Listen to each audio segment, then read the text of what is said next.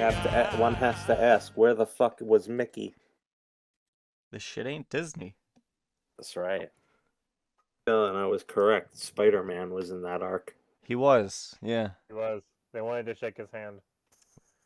But he most certainly won't be in the anime. Nope. I'm really, I really, like, I'm curious to see what the hell they're gonna do. Like, I Yeah, am too. 2 months. they're gonna have We to gotta wait change 2 a months. lot. I like the fan theory that instead of Disney World, it's gonna be Polnareff Land. I think that would be a great way to do it, and people would be happy with it. Because it's already a shitpost arc that, I think because like they already changed the one reference to Mickey Mouse to Bugs Bunny, they may just change out with like Warner Brothers properties. They'd keep like the stuff that's public domain, like Pinocchio. It'll be all Pinocchio. all the fairy tale 7. shit and all the Van Gogh Yeah, shit. yeah, but like Spider-Man may be changed to Batman or Superman. Yeah, They may they'll just change- Space Jam to it. Yeah, Mickey might stay because we never actually see him. He's just talked You about. see his ass, and that's it. Yeah, they may cut out his ass, like Oh, it'd be Mario. Bug's They ass could probably instead, do maybe like Daffy's. they could probably like do the outline of him, but they probably can't like mention him by name. Or they'll just show like a random mouse. Like, you know how the Seven Yeah. Dwarfs can actually look like the Seven Dwarfs, and Pinocchio doesn't look like the Disney Pinocchio? I think They'll they're just put, allowed like- to name. I think they're allowed to name drop, right? Yeah, they should be. I mean, Maybe. it's just a name. Unless Disney Yeah. gets really sue happy like they usually do. Well, then they'd be suing another big company. Yeah, which is weird. But it's like, it's one of those weird things where, like, I've been watching, like, old cartoons, like Foster's Home, and, like, there's so many Star Wars references in it, and, like, you can't do that nowadays because Disney will sue your ass. Yeah. Yeah, even when it's not worth it, they still do it. Yeah, because they don't want you messing with their properties. Yeah. 'Cause Disney wants to be greedy because they want to buy the sun. I'm trying to set an example. The example is don't fuck with Disney. Don't fuck with the mouse. Don't fuck with me. Yo. Yeah, so yeah, this is another episode. We started? Grassy fields of Yes. green. Red roses too. Hey baby, it's Jojo time. It is. It's been Jojo Sexy. time. I'm so wet right now. Yeah. Mm-hmm. I was soaked Shower. just a minute ago. Thank you, Jotaro. He's good. It's He's time. okay. It's time for the final section of Stone Ocean. It's chapters 104 to 158. That's Bohemian Rhapsody, all the way to the final chapter. What a wonderful world! It's not It wonderful. sure is. You anime onlys, we just found out this morning. You only have to wait till December 1st to get at that sweet action. Mm-hmm. Get It's your very cow man sweet. with his floating dildos. That's right. Get your big buffalo hats. Get your cowboy neck brace suits. Get all that Get shit for ready. some goddamn Peter Pan. That's right. Get ready for some Mickey, because if there's no Mickey, this shit ain't Disney. Shit probably won't be any Don't. Disney. Don't mention Disney. I'll My sue you. name's Narciso Nasui, and you're watching Disney Channel. Dun, dun, dun, dun. My name's Ichigo Kurosaki, and you're watching Disney Channel. You mean Disney actually, Plus? Disney did release Naruto sometime on Disney XD. Epic. Oh yeah, But they really censored it. Yeah. Of course. You don't That get to was watch after I Sasuke stopped. stab his leg. You just get to watch him, bring out a knife and it makes him brave. Yeah, that was after I stopped watching Naruto on TV because I learned that the internet existed. Yep, you can watch all 10 parts of episode 14 on YouTube. Yes. Yes, you Seriously, it's can. so good. Those were the days. Those were the days. Anyway, to pick up back where you left off, everybody has left jail. Mm-hmm. And even the police cars, because they are chasing people down North 1 in the rain. That's right. Yeah. And they just pass by I guess, a rest stop or a motel or something. Big That's gas probably station. yeah, and that's where Weather Report and Anasui are. And we see Weather helping out a little old man who drops his stuff. He is. Yeah. He looks very weird. Yeah, he's eating those peaches. Yeah. It'll be important to remember for later that Weather Report is deep down a kind person at the base level. So I'm glad we have a scene like this of him helping the old man, Yeah. and they end up rewarded for his kindness. Mm-hmm. It's so And good. I also like the bit after where they draw attention to how long he's been in prison and like his lack of memories about the outside world. Yeah, because he And doesn't the know that else, the sink doesn't have a faucet. It's automatic. yeah. And at We the also same see that time, he has the star. yeah, we're drawing attention to that as well. And that's, all of these, like, because we're getting it all in like all in a row, we're kind of like, it's connecting those facts in your head without you really realizing it, Mm-hmm. which is important. This is actually our first arc since Highway to Hell with no Jolene. Yeah. Yeah, and that's Hmm. much to Nasui's consternation, of course. Mm-hmm. Yes, he's constantly on edge. Needs his gamer girl bathwater. That's right. Yeah. It's not a bad thing that she's not around because these two are fun to watch and they have a good dynamic. Yeah, I mean, I guess they knew each other a lot during the prison because Weather was the only one who could keep Anna Sweet calm or something. Yeah, something like Something that. like that. So at least we're now actually getting to see it. Yeah. Anyways, they notice that there's a lot of police outside, and so they need to find a way to escape the gas station rest stop. Whatever. Yeah. And that's when they get rewarded for Weather's kindness. The little old man is he's bathed in angelic light because Weather's still helping him out, shielding him from the rain without his realizing. He's in such a good mood that he's gonna, I guess, ignore the fact that there's a bunch of police running around looking for escaped convicts and take these two very obviously shady people in the back of his pickup to where they want to go. His ass is huge in this one shot. Yeah. It is. His whole pelvic area is so big. Like, damn, old man, you're packing. I used to shake it like She-Hulk in my younger days. Disney. Yeah. Well, it's not Disney. There's no Mickey. Not yet, it's not. Not in 2011. That's right. I mean, what was Disney making in 2011? What, Brave? Uh, Who remembers that movie? I don't. I don't think I've even seen that movie. I don't know either. Is that the It's about the Scottish one? pissed off bear. Yeah, where her mom turns into a bear and then fights an even meaner bear. Oh, dude. Yeah. So we're having a fun time in the back of the pickup truck. They find a crappy guidebook with no Mickey, and as Anasui famously says, "There's no Mickey. This shit ain't Disney."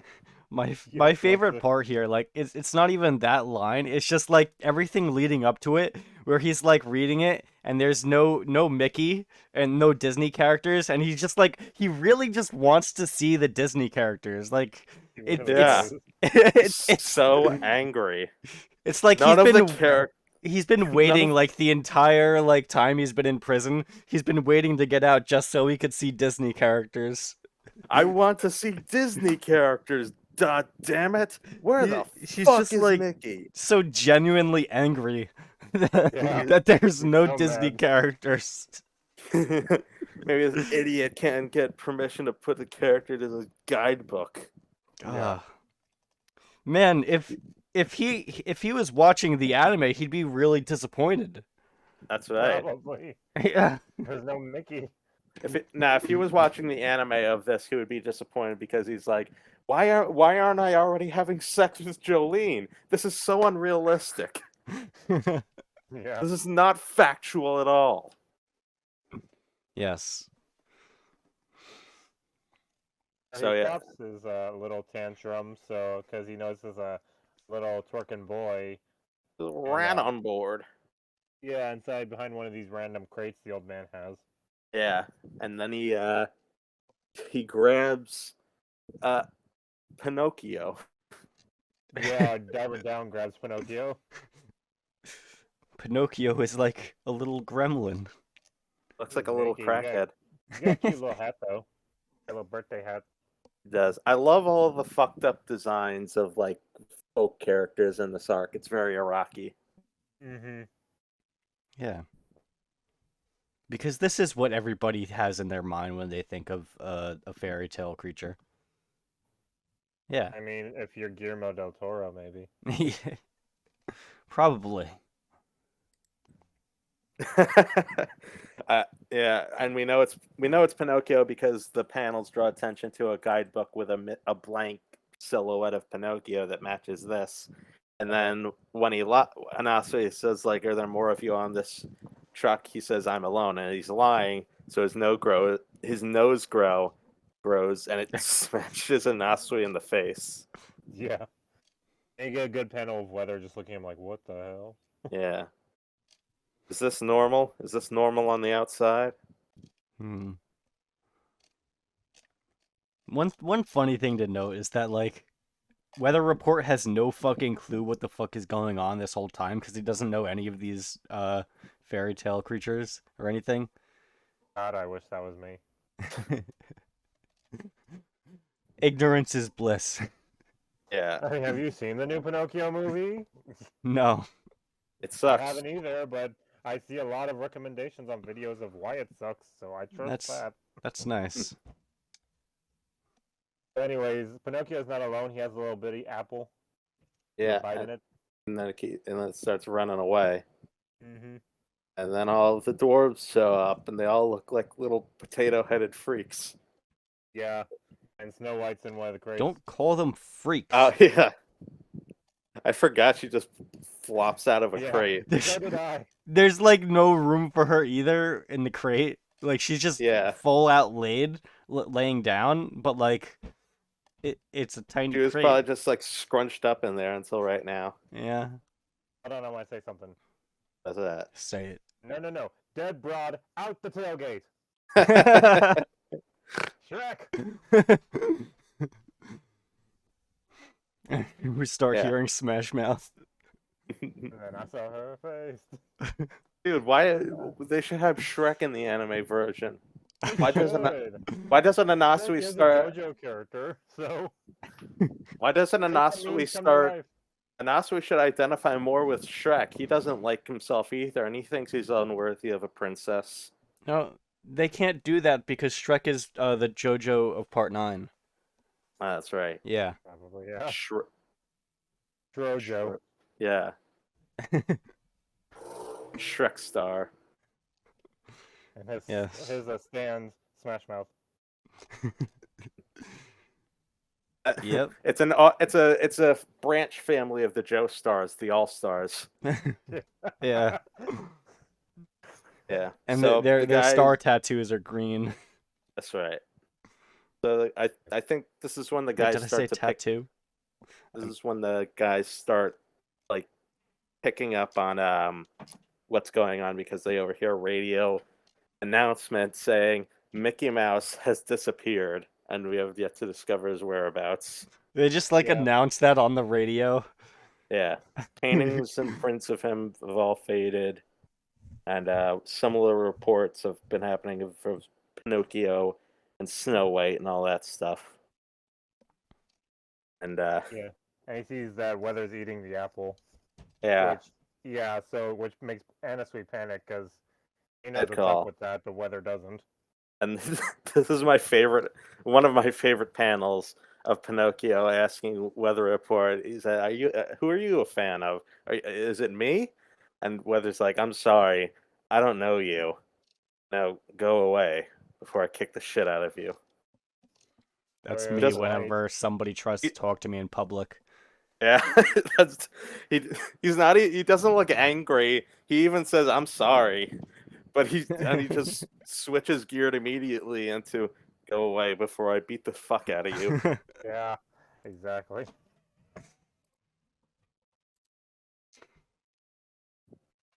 Yeah, So yeah, so this chapter ends with Weather apparently not being able to see Anasui anymore, and he thinks he's like fell off or something.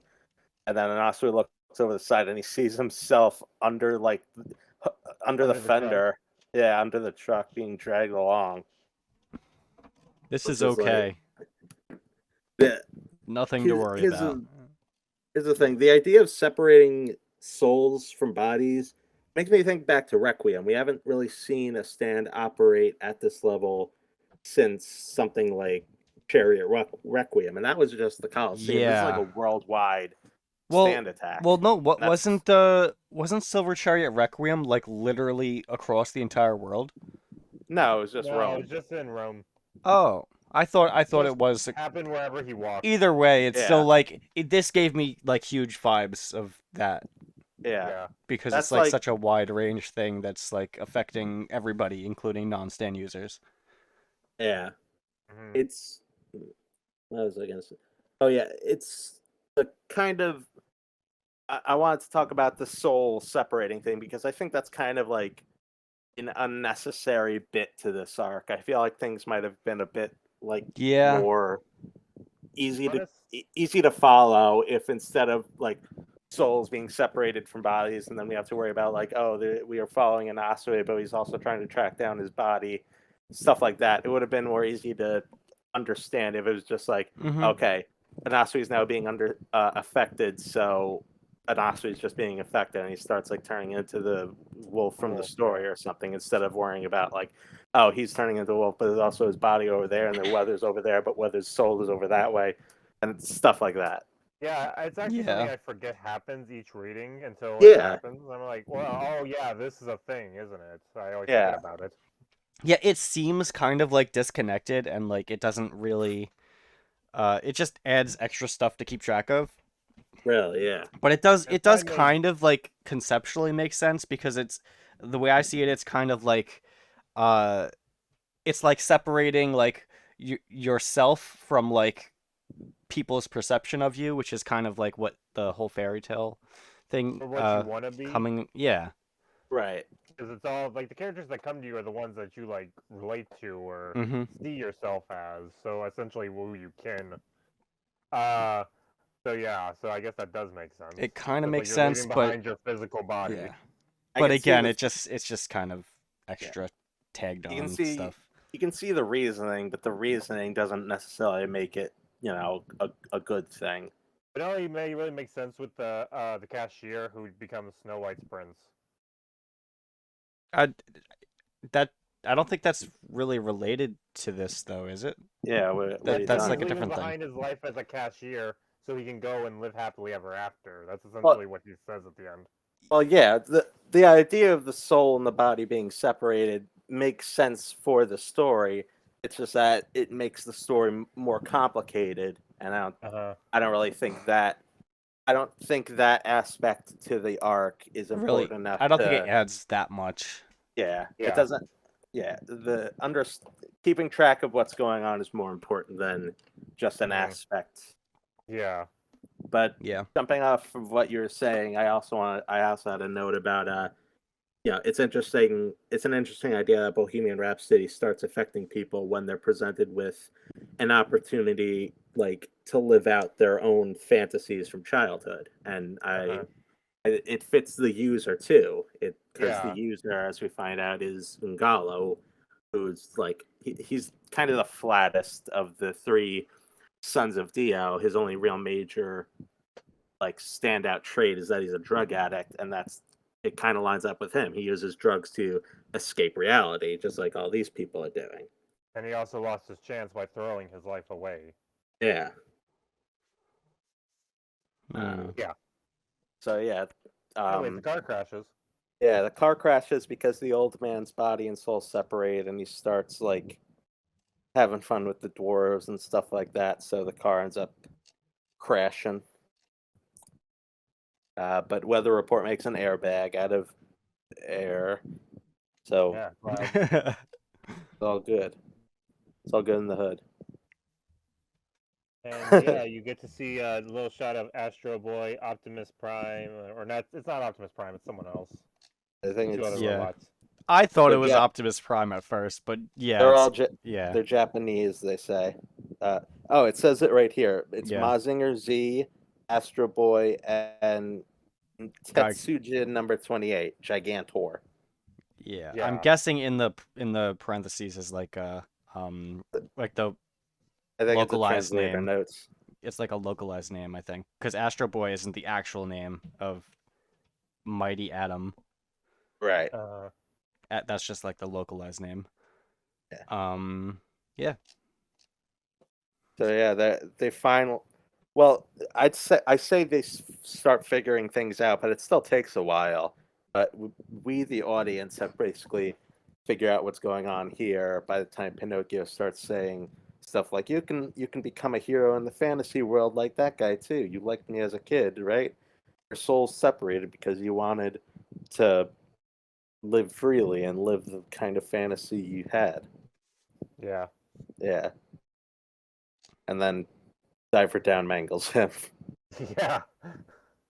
He mangles him, and it seems like his soul and his body go back to normal. Mm-hmm. To be honest, I didn't really get that at first, like the whole like like the idea that Anasui and like the other people whose body separates, that like they truly want to be they want to live out their fantasies from when they were children, because I didn't really get that impression from Anasui at all, because he just isn't like he's not openly talking about it like, like the old man is, or like the shop owner from later. Right. And I, I, this may be kind of a minor part of it, but I also think part of it is that like we're focusing on like the times that this happens to the two main characters are with Anasui and apparently Pinocchio or Snow White and the Seven Dwarves. Probably Pinocchio because he smashed him, and then he does it with the wolf and the mother goat is the story, and then it happens with Yeah. Weather Report and what's his face, Leonardo Yeah. Da Vinci. Oh yeah. Da Vinci. This Da is Vinci? these are like I don't like. Can you really? Maybe it's just us, but can you really think of anybody who would like identify with with things like that, with like folk character like? I, Yeah. like Yeah. you'd expect more like what some other people are doing, like he wants to be Snow White's prince or he wants to meet Spider-Man.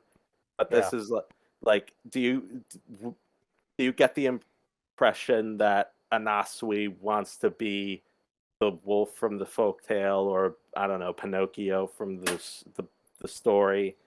But like if this like think back to like part 4, if this was happening to I don't know, Koichi and Okuyasu, you would expect like they would like choose something like I want to be Kenshiro from Fist of the North Star, or I want to be the guy from Voltron.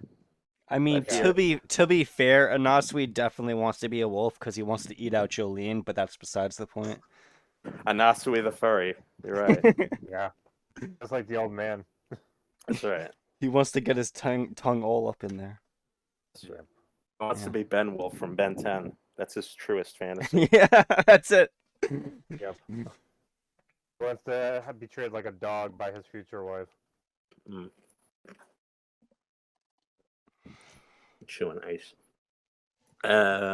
So yeah, they're trying to figure out they're still trying to figure out what's going on. That's kind of another. It's not nearly as bad as Jailhouse Lock, but it can be a bit frustrating when our two POV characters still don't fully grasp what's going on until it's like 4 chapters in. But Yeah, to be that honest, might just be me. it kind of felt like Dragon's Dream to me, in that like it's just It takes so long it for takes them. so long for things to happen. Yeah. That's kind of how I feel. At least in this, it's like it's a very unique scenario. So Yeah. like spending time with things like this is much more interesting than just seeing Kenzo weirdly jump around and Yeah, Like- it's always things something happen. new. I think Yeah. it's kind of saved by the fact that it's including so many like fairy tales and like the interesting designs of them and stuff. Yeah, it's a slow paced arc, and it takes a while for the characters to really understand the circumstances and like get going on a solution. But this arc is like 100% fueled by the concept, and it's a concept I love. Mm-hmm. Like, this is a great arc Yeah, and we for me in understand just the that area. concept, at Yeah, least we like as the understand the reader. concept at least. Yeah. So their first, like they pretty much decide very quickly. Okay, we got to figure out where the user is. We got to find them and weather reports. Like, here's a very important plot thing that'll be very important for the last section of this arc. It's that everybody with the star birthmark has kind of a sensor on the others. So, like, weather reports leading them towards Jolene because he can sense her because he has the mark now. And he can also feel that the stand user is somebody with the mark as well. So he can kind of track them. Yeah. Yeah, it's pretty cool. It kind of like I like how it just plays a part in the coming arcs, where like Yeah. where Pretty much everybody every can arc. where everybody can kind of like sense where people are going, and that's like a kind of like a common thing throughout these arcs. Yeah. Which is It's cool. At the very least, it's easy to get all the characters kind of corralled and on the right track without feeling like, Mm-hmm. oh, I just know he's there. It's literally like I can sense his presence that many meters away in that direction. Let's go. It makes sense. Which isn't something like new because Dio did it back in Egypt. Right. Yeah, because Dio That's was also how close to Jotaro and heaven. Josuke probably found each other in the part 4. Yeah. Uh, Yeah, exactly. It seems a lot more like it's a lot more precise this time around. Maybe just Yeah. because Yeah. of like what's the circumstances. Yeah. The plot needs it. Everything's in a hurry because we have a time limit now. Yeah, essentially. Well, So because before now it wasn't really there's never been this many like star birthmark users congregated in such a small area before. Yeah. yeah. And you have the whole like plot idea, the whole plot concept of like gravity drawing people together. So like really putting a strong emphasis on this whole idea is probably like a good shot, good call. It's like a more evolved version of like the whole idea of stand users attracting each other. Yeah. Pretty much. So yeah, I'm gonna kind of like speed through this arc a bit because a lot of it kind of gets kind of samey. Anasu and Weather in town, they start trying to look around for like the user and like a way to get around and stuff, trying to avoid the police. Anasui knocks over a guy on a ladder, is trying to shake Spider-Man's hand. They're still trying to figure out what's going on. Eventually, Anasui enters like a chocolate shop because he's going after his body. Yeah. And I really love Anasui and his moments like this where he's trying to bribe the guy with his own stolen money, diver down, reaching into the cash register and just stealing. And the guy's just eating it up. Yeah, Anasui's just standing there, absolutely stone faced, like, "I'll give you this much money. No, I'll give you this much money if you'll just let me in." It's pretty great. Yeah. And then he gets stopped by a couple cops who recognize him, but he's able to fool them by turning himself into this weird thing. Yeah. Shoving chocolates into underneath his face. I diver down, yeah. Yeah. I guess that's better than like literally breaking his face and reconstructing it on the spot. He fucks with his face like that. And, does come to mind. You know what he kind of looks like? What? See Squidward. Wait, who? Sexy Squidward. in that one episode. Oh yeah, he does. Chad's He's got Nasui. what is that? A triple chin? Yeah. Yeah. Got that flat nose. He's got that mongoloid brow. He's got the triple chin action. He's got the strong jawline. Cheekbones. He's good. He's got some serious browage going on. Yeah. And he starts spitting out goats. You know, like honestly, I'm not so sure that the guards were actually convinced. They were probably just so disgusted they wanted to get away as soon as possible. Yeah, He's gonna like bye. this is not a guy we want to deal with.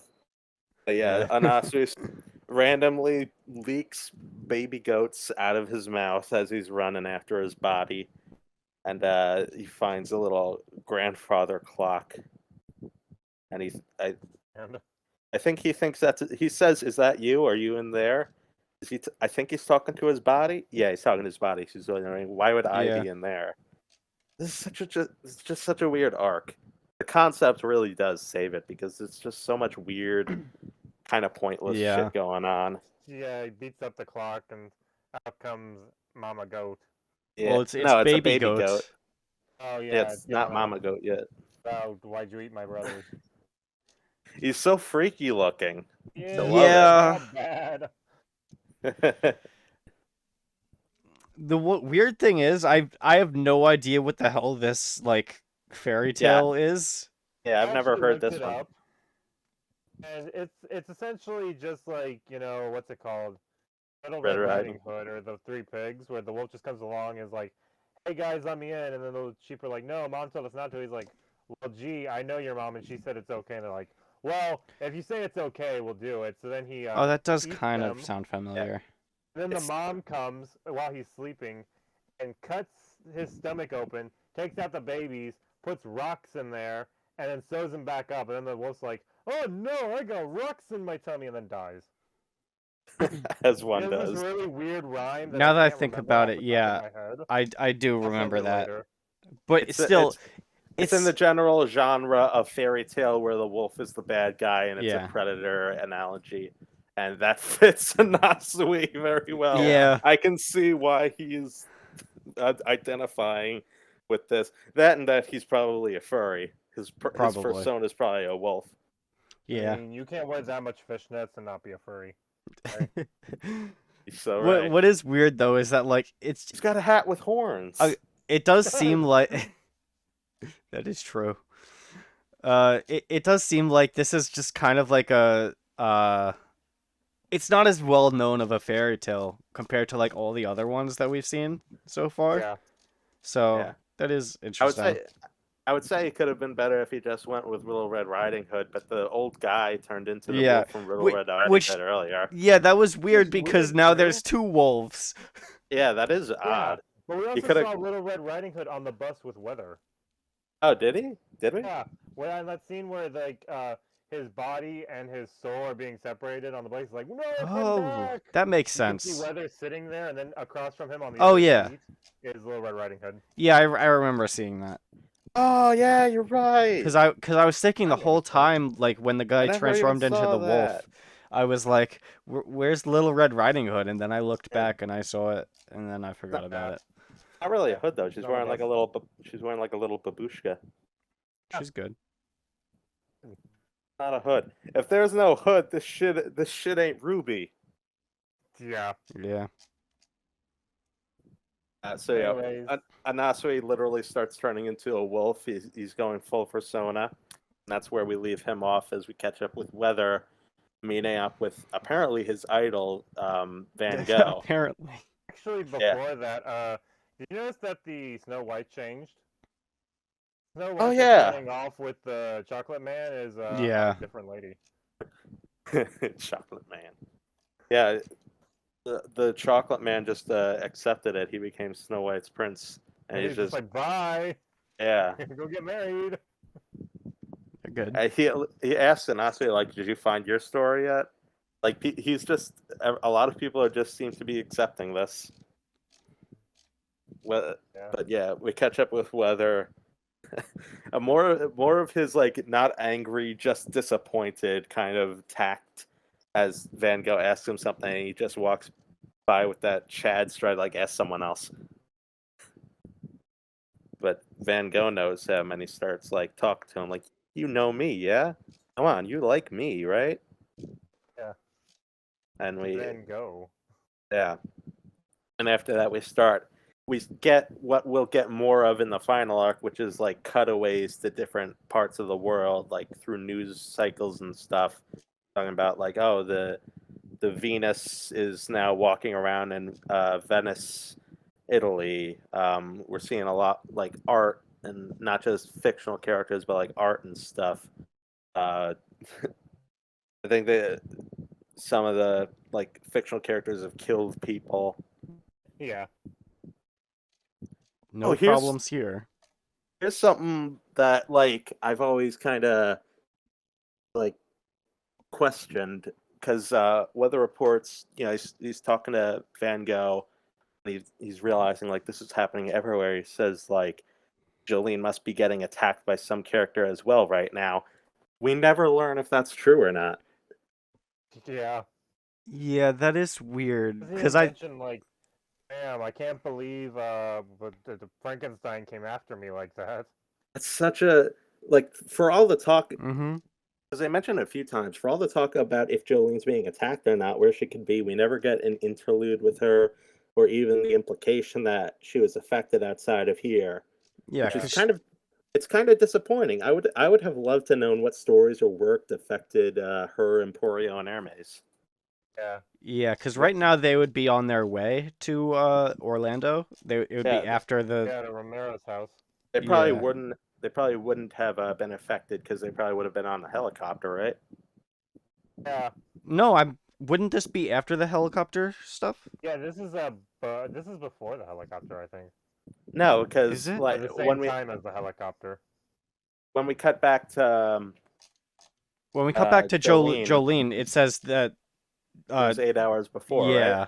Yeah, so that's why I think it would be after, it would be like in between those two arcs. Yeah, okay. In the helicopter and the fight with Rikyo. Yeah. There's Yes. no characters there, so. Yeah, but that's I do kind of wish like we could have at least got like if Araki had some kind of SBS like Oda does, I would have liked to know what would have would have affected them if they had been Yeah. like affected. Like Hermes, I don't know. Hmm. It Emporio feels like like that could have definitely been like a volume extra, but it yeah, wasn't. even if it was just like a list of like this is the characters that would have affected Yeah. them. Come up with your own thing. Yeah, that'd Yeah. be Jo- neat.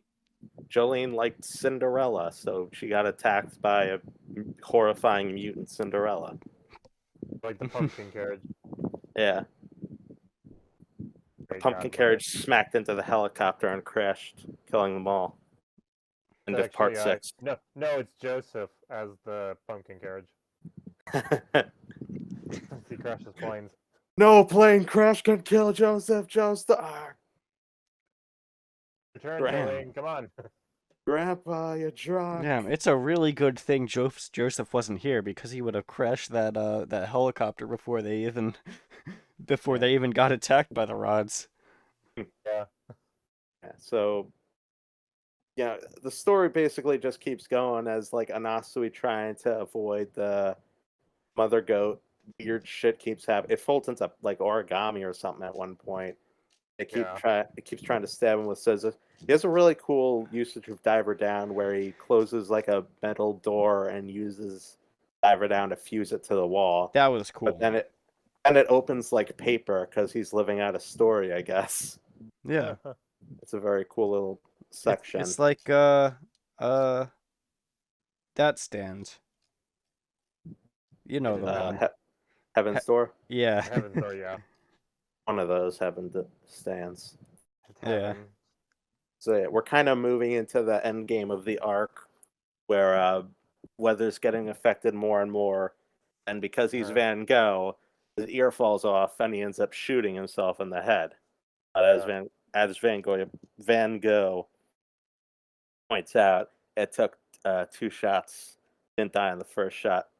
So this is basically Weather Report like going into overdrive with his stand. Stop all cars from going north. I can feel the enemy going that way.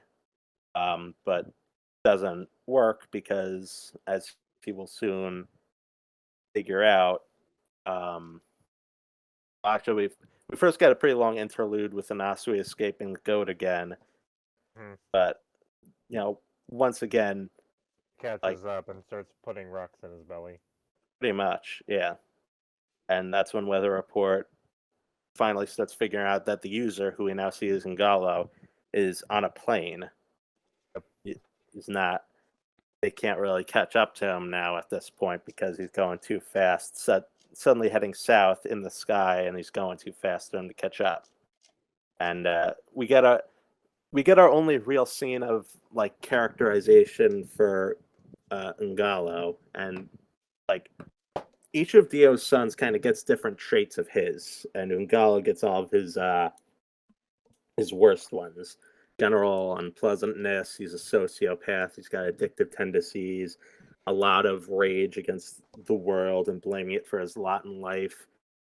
This is the Dio that fucked with Jonathan in very petty ways. The one that kissed Arena and like drank himself stupid, roaming London, called Hamon frog urine. That's the Dio that Ngalo is kind of reminiscent of.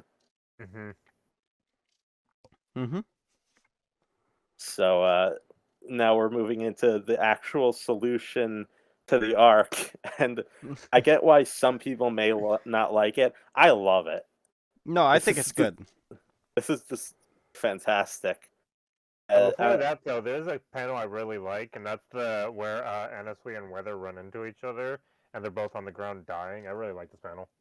Oh yeah, and they're all surrounded by the goats and stuff, and they're The all giant cheering like, Da Vinci. "Hooray! They're dying! It's the happy ending! It's the happy ending!" Yeah. Yeah, and I think earlier we saw Peter Pan fly by the window in the plane, but in this last chapter we see him next to a little girl reading the Peter Pan book, and he's on the cover, and he's like, "What the fuck? How is he back? What is it? Can you imagine a flight with like a little girl in between this guy and Doppio?" Yeah. That would not be fun for the stewardess. Yeah. Oh no. So yeah, the solution, as it turns out, was first was taking Van Gogh and forcing him to, because he's a good artist, forcing him to draw a hero who I'm just gonna call Putback because it's on his lapel. Yeah. Very, very fun design. And Weather's logic is if heroes come alive, so do their stories, and I just made one up. And this hero has an ability to eliminate all other fantasy heroes, and the story ends when everything's back to normal. Pretty much rendering Bohemian Rhapsody absolutely inoperable, because if it activates again, then Putback comes back and reverses everything. Nullified stand permanently. And Ungala just kind of takes this as like he just goes brain dead, I guess. Their Yeah, he just defeats. gives up. I really like this just because like it really like shows you that like Ungalo and his brothers are like this is their first time using their stands, because obviously like if he had his ability like way earlier and like had been training it, they would have figured it out and come up with contingencies for these kinds of things. But like the fact that there's like such a glaring error in like just like the concept of his stand, that it could be completely nullified by something like this. It shows that like they're he's riding the inexperienced. Yeah. Exactly. I think that's a pretty notable trait of all the sons of Dio, at least at first in their arc. Ungalo is the only one where it sticks the whole time, and as we'll see, Rikiel and Versus, they're pretty good at adapting and getting better on the fly. But before we get to them, we got to get back to the first antagonist, the first true antagonist of this part. It's Romeo, baby. Yep. His stupid hair. Stupid new haircut. His car. Loves cars. Jolene is just radiating big dick energy in this whole scene. She's like holding her hands like, here it is. Yeah. Miss it. Yeah. You missed this pussy. What about this Ferrari? Hey, baby, you want to go for a ride? Sorry, not happening. It's full. Yeah. Police comes out. Yeah, I'm the passenger. Oh my God. I ride shotgun. No, it's Emporio, and he's like, "What the fuck? I'm Oh, no. 10. Oh, Why? I'm only Why is there a 10-year-old here?" Is this Jolene, your what are new you partner in doing? crime? No, he's just the driver. He's what? He's like, Jolene, you need to go back to prison. This is not okay. Oh my Jo- god. Jolene, this young child does not have a driver's license. You can't be doing this. So yeah, this whole chapter is great. It's just like a great little one-off of Jolene just kind of asserting herself over Romeo, and her mere presence Yeah. is like making him get down on his knees and being like, "I've regretted everything since then. I can't sleep at night. I've sinned against you. I love you, Jolene. I'm sorry." And Jolene does not break in the slightest. She's Yeah. just like, "Oh, oh, little Romeo, I need cash in a car. It Get feel some cash." it feels like this chapter was like like, or at least this section of the chapter. It simply exists just to like prove to us that like Jolene has long since conquered her like past. Yeah, And like exactly. because she's not like really going through any kind of like struggle here or anything. She already went through Now, all that. So this is just showing us, that yeah. this isn't enough to get to her. It's the same as Yeah. like the first major villain a shonen hero struggles against, and then you show them fighting again 100 chapters later, and he's so much stronger. They whips the guy immediately. Yeah, yeah, one pretty hit KO. much. It's like that on like an emotional level. Yeah, But on it's the good. flip side, Romeo's actions in this chapter are actually kind of interesting because like Araki could have Yeah.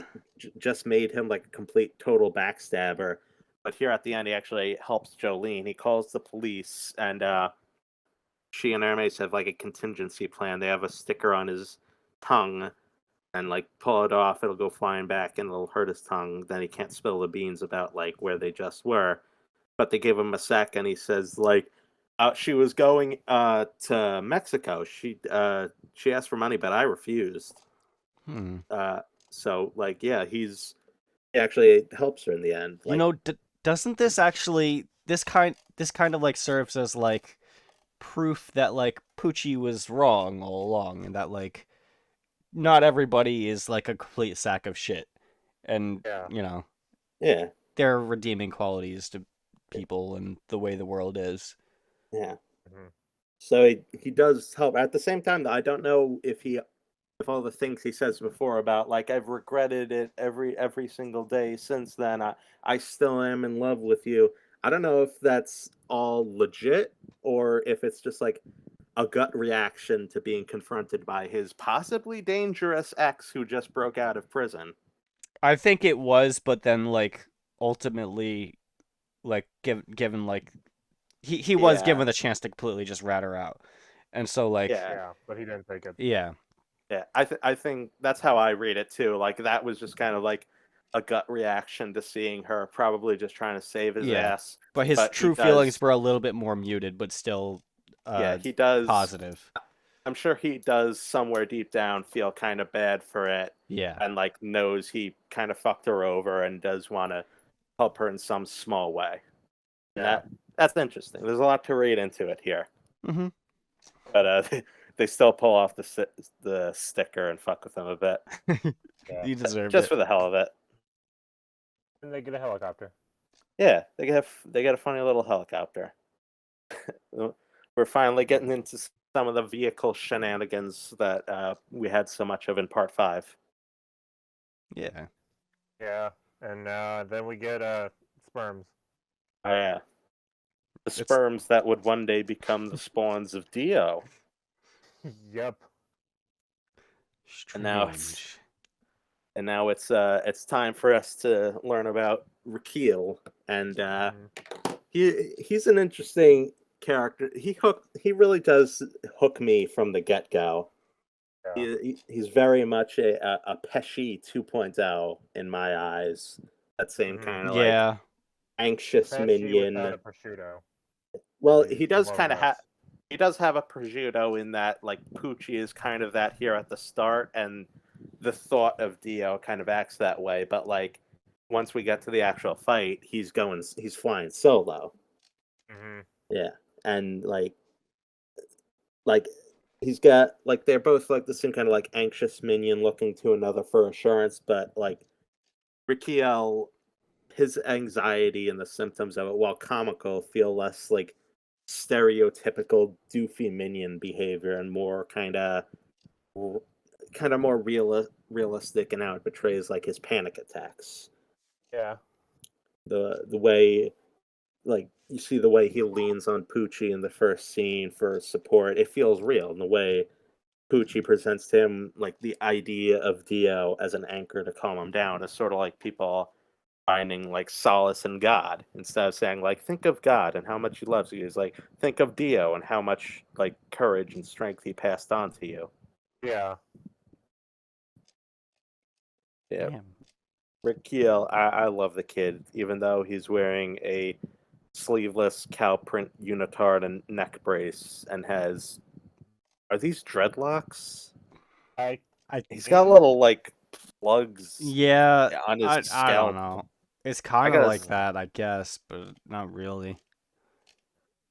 it's like you can see like scalp in between the Yeah, yeah. No, it's like that in that like tubes of yeah, hair. It's like tubes of hair coming out. basically. think it's like what's it called? Like those little rubber bands that people put all in their hair. Yeah, yeah. So yeah, Poochie kind of gives him a little lowdown on what his ability is, and it's something he's able to control these things called rods or skyfish. That's his Yeah. ability, and these are not at all real. Yeah. I was It's a gonna Yes. say. They it's don't a exist. it was a cryptid that was later disproven and proven to be just like photographic blurriness of Yeah. sorts. Araki pretty much invented a new cryptid for the purpose of the story arc. Yep. And It's to be fair, he goes all the way with it. We he get like does. a cover page later on in a later chapter that like lines out all of the details he came up with about it. And it's a lot of details.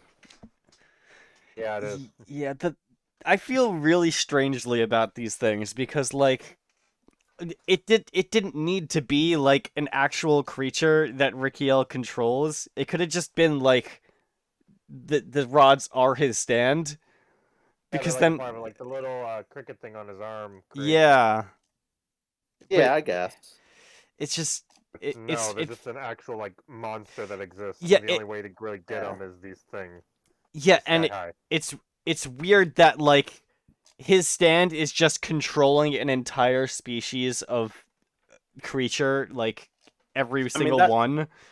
I mean that's kind of why I prefer how it is over like he creates them. It's that the Sons of Dio and like also Heavy Weather, Sea Moon, Made in Heaven, all of the stands in this last stretch of the story are these like wide range stuff. Bohemian Rhapsody is like a worldwide thing.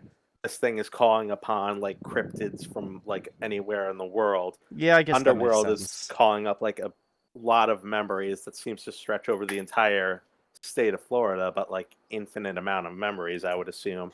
Heavy Weather goes for like almost infinite potential, it seems, from the way Poochie talked about it. And then, of course, you have Sea Moon and Made in Heaven. Hmm. Yeah, of course. It seems it's I wouldn't necessarily call it like shonen like power creep, but like there is a sense of like advancement in like how far the stands are affecting in this last stretch. Yeah.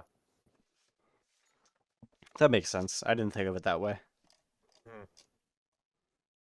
So yeah, that's like Poochie is like helps him figure out his stand ability, and like even he's kind of worried about it because one of them flew by when he prompted it, and it didn't even touch him, but it makes a tooth of his fall out.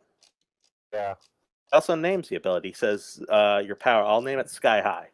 Like it's it's just a little thing. Yeah. But I find it funny when like a character names their stand on the fly, or like we get the origin to why they name their stand when it's these like band names, because I'm Yeah. thinking like, why did he call it Sky High? This is a song, not even a No, band. it's because he watched the Disney Channel original movie Sky High. That's right. Wasn't out yet. I think you mean My Hero Academia, the movie. It was in this timeline Oh, probably you're right. Yeah, it was. because this is Yeah. like 2011 or something. Yeah, sure. And that's 2006. Okay. Yeah, come on. Yeah. All right. Yeah, you got me there. Yeah. He's a really big Kurt Russell fan. That's right. So yeah, we're back to the helicopter, and shit's getting funky in here. It's like this early part of the arc wouldn't be all that scary, but we're in a helicopter, so when they start freaking about like, oh, my eyelids won't pull up. Oh, there's a wind in here. Like if they were in a car, that wouldn't be scary, but we're in a chopper, Yeah, so you can't just stop it like you can in a car. yeah. Yeah, you Yeah, can. safely land that. Yeah. Yeah. When if there's a will, there's a way. They Yeah. could do it. Like Jolene's just like pulling her eyelids open. That takes some will. Why doesn't she just use Yeah. Stone Free to do it? Why No, don't you can just like sew your eyeballs shut up? open. Yeah. That'd probably hurt. So Yeah, but she's like Jolene. Planet She's Waves. That's right. Uh, Why doesn't every she? other arc where she almost dies. Yeah. Why doesn't she just rip off her toenail like in Planet Waves? yeah. That would do it. It's That'd Jolene finisher, the toenail ripper. Yep. She just does it to Poochie and wins. Yeah. She does it to Made in Heaven, but with the horse cock. So yeah, they can't figure out what's going on. She makes a string barrier. I always love the string barriers, but like it's just brushing by it. Nothing's really going. Stone Free tries a punch, but nothing's going on. Hermes' hand grows, as one does. Yeah. How do you know think- her other hand didn't just shrink? You got me there. Galley hands. Yeah, she has a single yaoi hand. She thinks it's a disease, but they're not sure. And Jolene looks like she's leaning in for a kiss, and her arm looks Probably very is. long. She doesn't like look a like kid it. back She then. is. That's right. Yeah. Kiss me. We're gonna jump out the heli. And yeah, they bail out from the helicopter, and by matching their speed, they're actually able to see the rods. And Hermes destroys one, punches it. It's all good. Yeah. That was the only one. That's right. No. Then she sees all the others. I've defeated the enemy stand. Wait. That was the there's user. Use- Yeah. I mean, yeah. That flying Living sky being. dick. If a dog and a rat and an Plankton. orangutan can have them, why Yeah. not? I dig it. Multiple Planktons. rats. That's a colony of plankton. Yeah. Why can't the photorealistic after images have them? Why not? So they splash down. Jolene uses a string to like let them kind of bungee down from the helicopter, and they splash down, and they kind of like observe the corpse. They figure out like, okay, this thing's definitely alive. I don't know what the fuck it is, but it's definitely a real thing. And I then realize it's not a stand somehow. yeah, and then Cowboy Man rolls up. Yeah. Full horse Hmm. requiem. This makes me like kind of wonder like I thought Stone Free wasn't supposed to be like all that strong like in terms of like physical strength and like the actual strength of like the string. Which is weird cuz they're like now just bungeeing down and like from supporting all of their weight on this one Yeah. string. It does seem that Stone Yeah. Free's string itself is a lot stronger in this stretch. Yeah, and then general. even in the It's, next arc, like Stone Free literally like punches a fucking wall in an airplane on some like Star Platinum level kind of stuff. Unless it's like getting strong as Jolene gets stronger. You know, Yeah, so she has weak road at the Yeah. beginning, but she gets stronger with like the penalty Yeah, ward and that stuff. makes sense. yeah, you can explain it away as So her just like spirit is stronger, so it's Stone Free is stronger. her belt is stronger. She's Yeah, I got just feel several of like them now. if that was actually the case, it probably would have been addressed because it was like clearly addressed at like first when she first got Stone Free that like it I was think only strong enough to bend like a penny or something. I think it's strong. I think its strength is just kind of like based on like things Araki wants to do. Like, oh, I want her to Well, yeah. bungee Yeah. out. I think you can kind of like logic it away as like, oh, she's gotten stronger. She's That's fair enough. powering up. She's on the verge of Super Saiyan. Yes. So, yeah, I like this little section here because Rikiel's kind of like he's using himself as bait to draw them in closer, and he's like having kind of like a standard JoJo villain monologue. He said like, "Yes, come closer. Once you're closer, I can inflict far more damage and more precisely. I just have to lure you over." And then both Jolene and Hermes just kind of like pick apart what he's doing and just go against the playbook essentially. Like Jolene's like, "All right, hang back. We got let's see if we can figure out his ability. Yeah, it's if you showed yourself, it's probably better at close range." And Hermes is like, "Yeah," and he's probably not too precise since he tried to attack us in the helicopter. And Mhm. Raquel has no answer. He's like you said before. He's not. He has no experience with this, and they Yeah. have way more. Like this is So, gonna come up again, but like it's literally proof that Jolene and Hermes are like they're experienced stand users. They've been through this like a million times. and Uh, since Raquel is not, he has no contingency plan for like, oh shit, they figure out what's plan A. Well, I don't have a plan B. Well, they probably have to get closer anyway because they have to attack. But then Julian is just like, let's just throw rocks at him. Yeah, that's what you want to yeah. throw. Yeah. You want to throw rocks at? You want to throw some rocks at him? Okay. And his bike starts to sink, which causes him to get distracted. Yeah, he's not having a good time. I think No. well, what's really cool about that part is like it's really showing that he's like starting to have a panic attack. Like Yeah, every little thing is building up, like everything is going wrong for him and he's freaking out. yeah, he's falling into his usual behavior at first. Mm-hmm. And then as we see, like it's a trial by fire essentially, and pretty soon he'll start adapting. But at first we got to see that he's still kind of fresh to this. He's able to make make the rocks dot. Yeah, This makes is the rocks go by him because yeah. of the rods, but Yeah. because of Kiss, they go flying back into him. Hmm.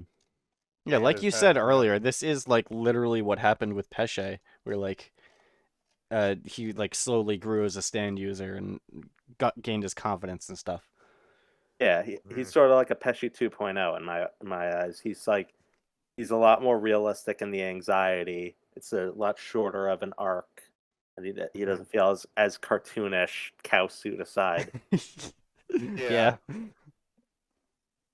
but it's around here that he actually starts to like get his groove back, and he starts by he deals with the first of his many current problems in that he remembers where he put the key to the bike, and he's like, "Oh, I left the key in the bike," and from there he starts to actually get it more. He's getting into a groove now, and he's using the rods to like puppeteer Hermes's hands, and he's sort of like, okay, one finger, okay, now two fingers, now five fingers. He's Mm-hmm. like flexing on them, and like we it's sort of like a motif of this arc he brings in right now. He's talking about Apollo 11 and Neil Armstrong landing on the moon, and he's like, I didn't know what was special about that, but then I realized that like we landed on the moon. That was a big deal. What triumphed there was the human spirit. We evolved. Our spirit evolved and conquered, and that's sort of like the motif of what he's going through right now. The evolution of his spirit. Uh, Yeah. He's growing. He's a grower, not a shower, as you can tell by the cow suit. Yeah. Yep. And Emporio starts peeing blood, so that's an important part of this. Yes, it is. Oreo goes through all kinds of shit this arc. Yeah, Emporio and they go through a lot of shit in this last stretch. This is For real. just after Emporio was left to like be in constant torture, like being electrocuted on loop. Yeah.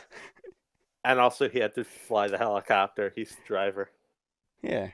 He's the designated driver. It's funny, he's like 10 or something. And Yeah.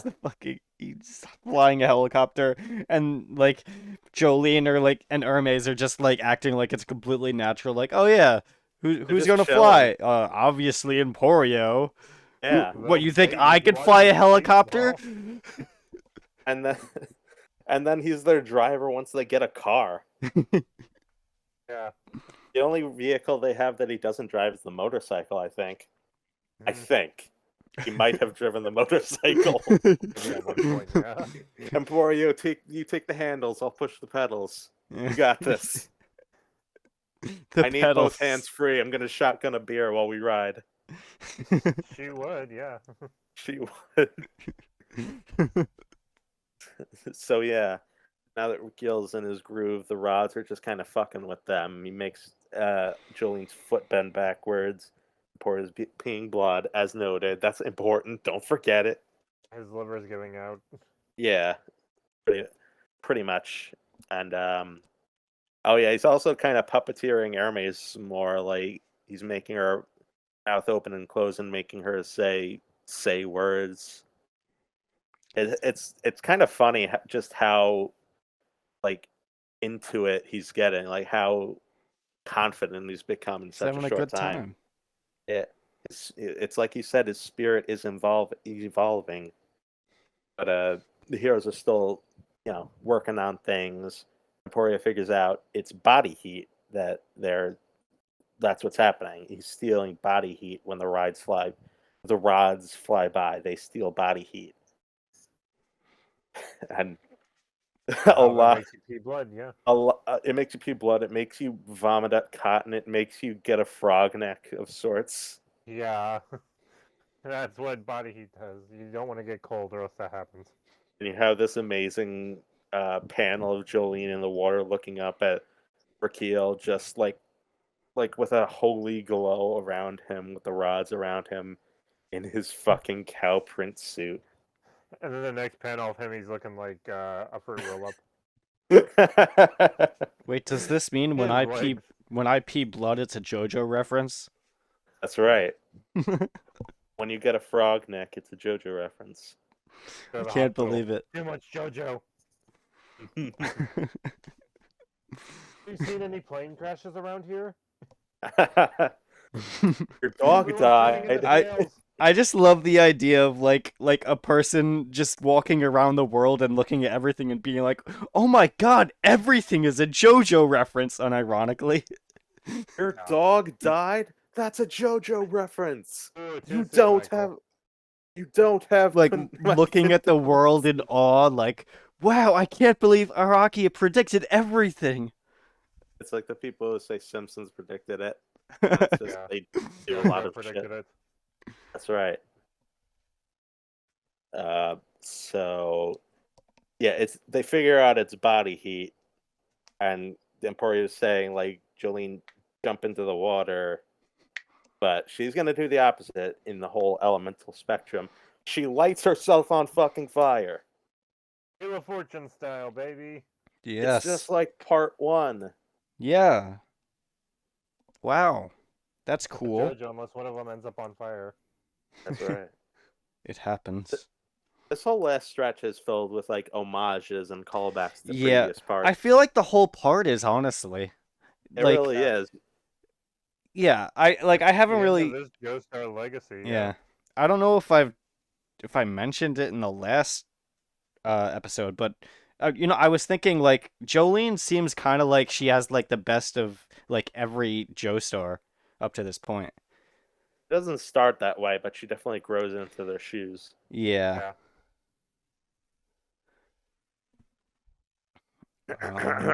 Yeah. So yeah, she goes up like a freaking candle, Yep. and yeah, nah, there pretty much the whole ethos of she lays out the whole ethos of this last part. Everything compared to everything else I've gone through, this is nothing. As long as as long as I can get to the priest, it's absolutely nothing. Yeah. So then So she knocks Raquel into the motorcycle and also catches on fire because the gas gets on him. well, he lights himself on Yeah, he does that fire. on purpose. Yeah, he, Because he he wants to be on fire. he wants to evolve his spirit, and he needs the wind to do that. So he's gonna do the same thing to figure out the weakness of being on fire.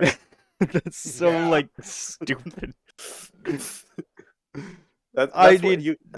like what? That's what I would call this whole section if it was like a chapter in a book. The weakness of being on fire. Yep. S- Pretty, So he's like trying to figure out like how to sense where things are when things are on fire, I guess. something like Yeah. that. Okay. And he does figure no negative repercussions for Jolene after this. He doesn't say like "ow, my burns" at any Yeah, point. she doesn't have third-degree burns. Just keeps going. Doesn't look any different. Not like dead. But yeah, He figured it out. The only part of her that's not on fire is the inside of her mouth. So that's where he's stealing uh,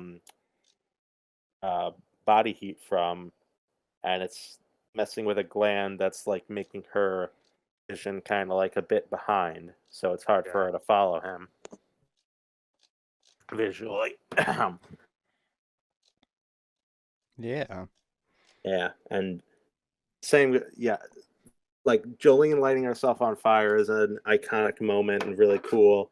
But like the same goes for Raquel. It's a big moment that he's doing this because it's sort of the apex of his development. All of this talking about overcoming his own anxieties, overcoming his own Mhm. spirit, evolving as himself. He says to himself, "I'll never panic again. I'm going to reclaim my life with my own hands. I'm Apollo 11." That little speech right there, like, Beautiful. yeah, it Fist bumps. honestly, yeah, this is like one of my favorite fights for that little bit there of Raquel just having his own straight up like shonen hero moment in the face of Jolene having her own. Yeah. And this is like Raquel is I was talking about like the sons of Dio. They all have different traits of Dio's, and Raquel has mainly Dio's positive traits: his determination, his grudging respect for his Jojo, his goal of rising above what he is currently. Raquel is all of like the positive traits of Dio that Jorna probably also has, but in a different way. Yeah. Yeah. That's All cool. of the decent traits that still make him a villain, essentially. Yeah. So yeah, the fight is coming to its end as Jolene lays him out, but Raquel's hanging in there even after an aura barrage and Mhm. grabs on, but he's still looking to take her out with him, and he's gonna like he figures out a real like instant kill move of stealing body heat from the brain stem. So it all comes. He actually It's a lot mentioned like that a lot earlier, but right, he didn't get a chance to enact it. right, and now it's finally coming. It reminds me a lot of part 3, the end of the fight with Endul. It's like Yeah. showed. It's like a hero and villain having this little like standoff and sort of Mhm. having an understanding afterwards. Understanding. Yes. Yes. So yeah, yeah, she takes down Raquel because fate was on her side. Like he's saying, like I accidentally put my hand over the crucial spot. Was that fate? Was that luck? I don't know, but I lost. Yeah, so he's taken down, but not before giving like a little that talks about that and gives us a little ticket of information as he talks about Poochie and like the priest. What he needs now is that kind of luck on his side. And we find out a little tidbit here. Weather report, it's his brother. Oh Yeah. my god. It's kind of odd that the reveal comes now, like after an arc where neither of Yeah. them were around. Feels like he Yeah. could have saved that for the next arc. It's just like a weird like arc Weird- layout weird- like Good place for it. in terms of like we're just going back in time, and also it's weird to like name drop weather report here after like it's just weird. Yeah, Yeah. it's odd. It would but, make more sense to like have that name drop and then go right into the arc with weather report.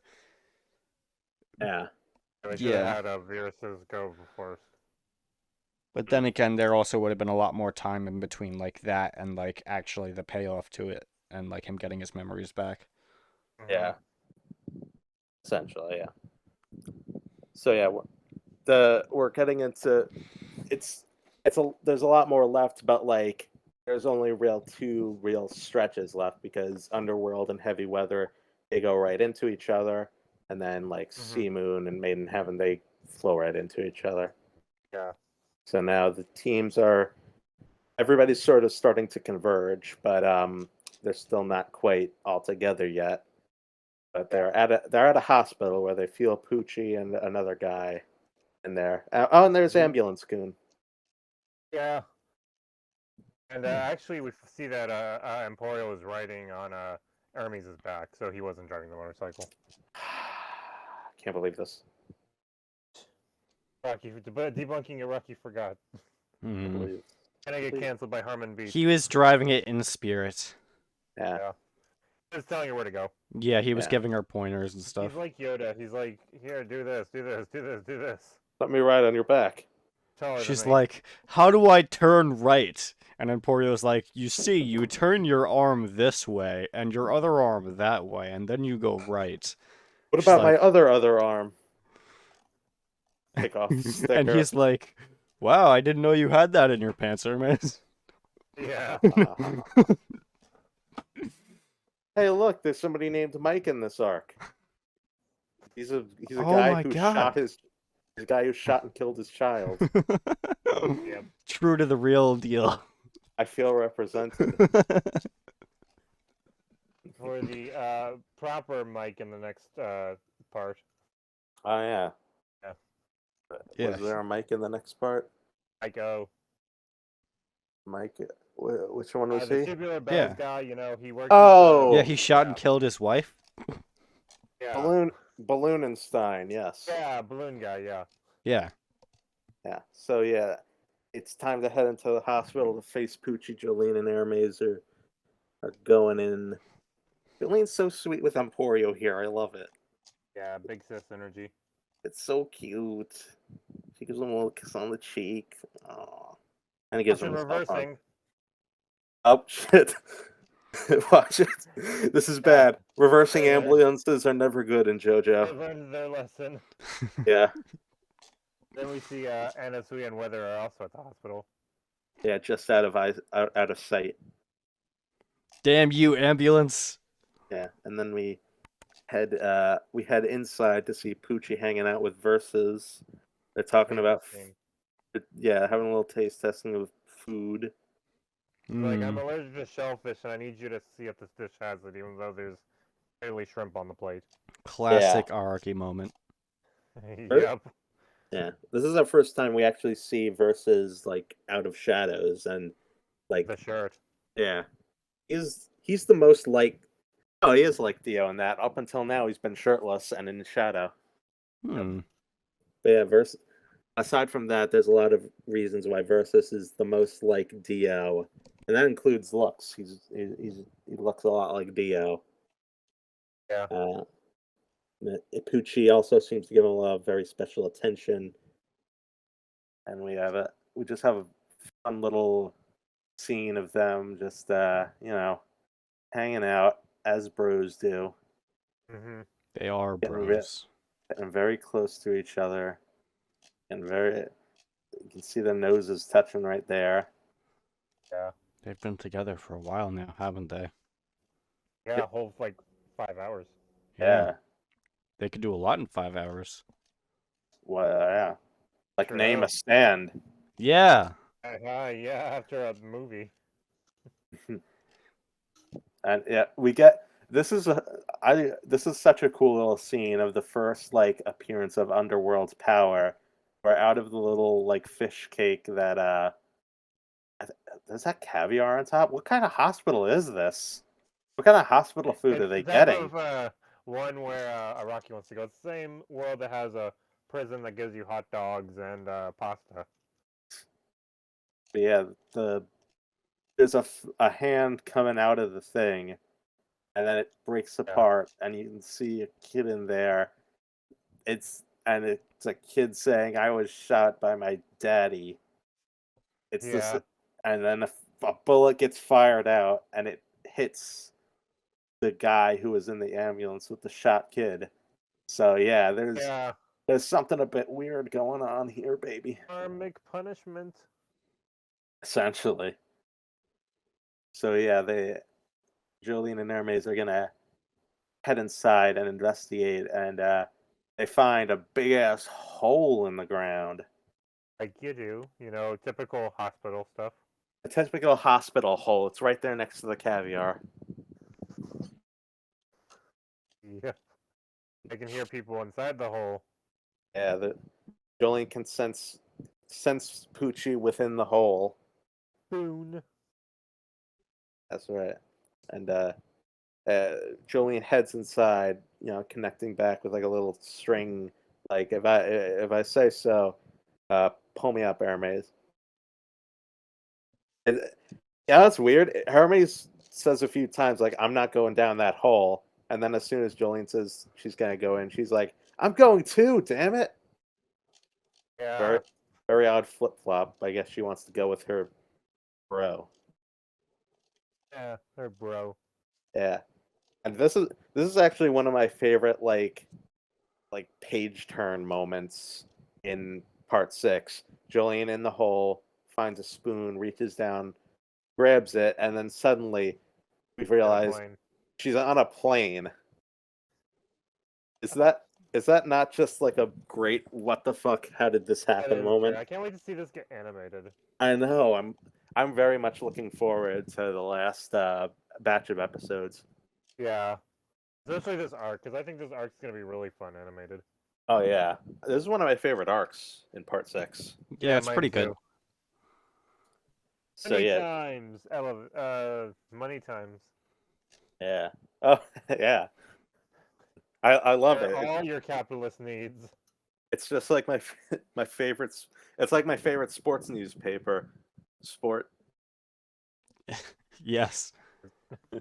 Sport. She's on a plane. Same with Sports book. The newspaper says it's July 21st, 2005, and That's just not kind the of current year. yeah, it's 2012. And then she looks out the window and she doesn't see sky. She sees more of the tunnel, and Poochie and Donatello Oh, Versus are out there. I just looked up the date, and you know what happened that day? A plane crash. London bombings. Huh. Well, that's a coincidence because this was written in the 90s, See that? late 90s, 2003, yeah. or two. Oh, okay. But still, that's before that. Yeah. Oh, So Araki guess predicted everything. oh predicted god, disaster, yeah. it's a JoJo's Anyway. reference. I was Jolene looks up the window and she sees Bucci and Versus yeah. and Underworld. I forgot Underworld was a sentient stand. Oh, it Yeah. is? Yeah, Oh, see, wow. it's the one talking. Donatello even has in this like in the final page of it, Donatello's got like a dot dot dot speech bubble while Oh. Underworld's one saying like I'll go cut it. Sort of Interesting. like Whitesnake in that sense, where it's like it's sentient, but it's not really interacting with its user much. Yeah. Yeah, it's Just knows what probably he wants.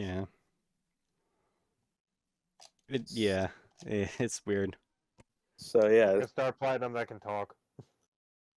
pretty much. So yeah, Jolene's tugging on the string, but nothing's getting pulled, and Underworld's going to cut it, and she's oh wait, Hermes. She does get in contact with Hermes. She uses the string it carrying the words. That's still around. Oh, I didn't realize that. I thought she was just.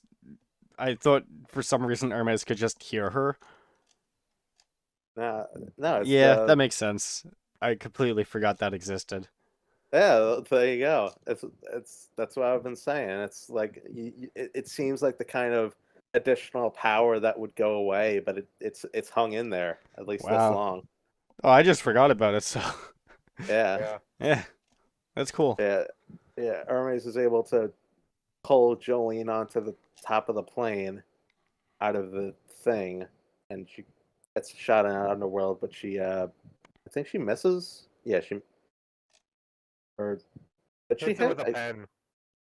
Oh yeah, she It stabs into its neck and it falls backwards. right. That's what happened. I like that little strat, and Pucci does too, because he's like, you're still new at this, but Jolene's got a lot of experience. Careful out there, versus is just he's not having it, but we'll wait on his actual like reaction to that.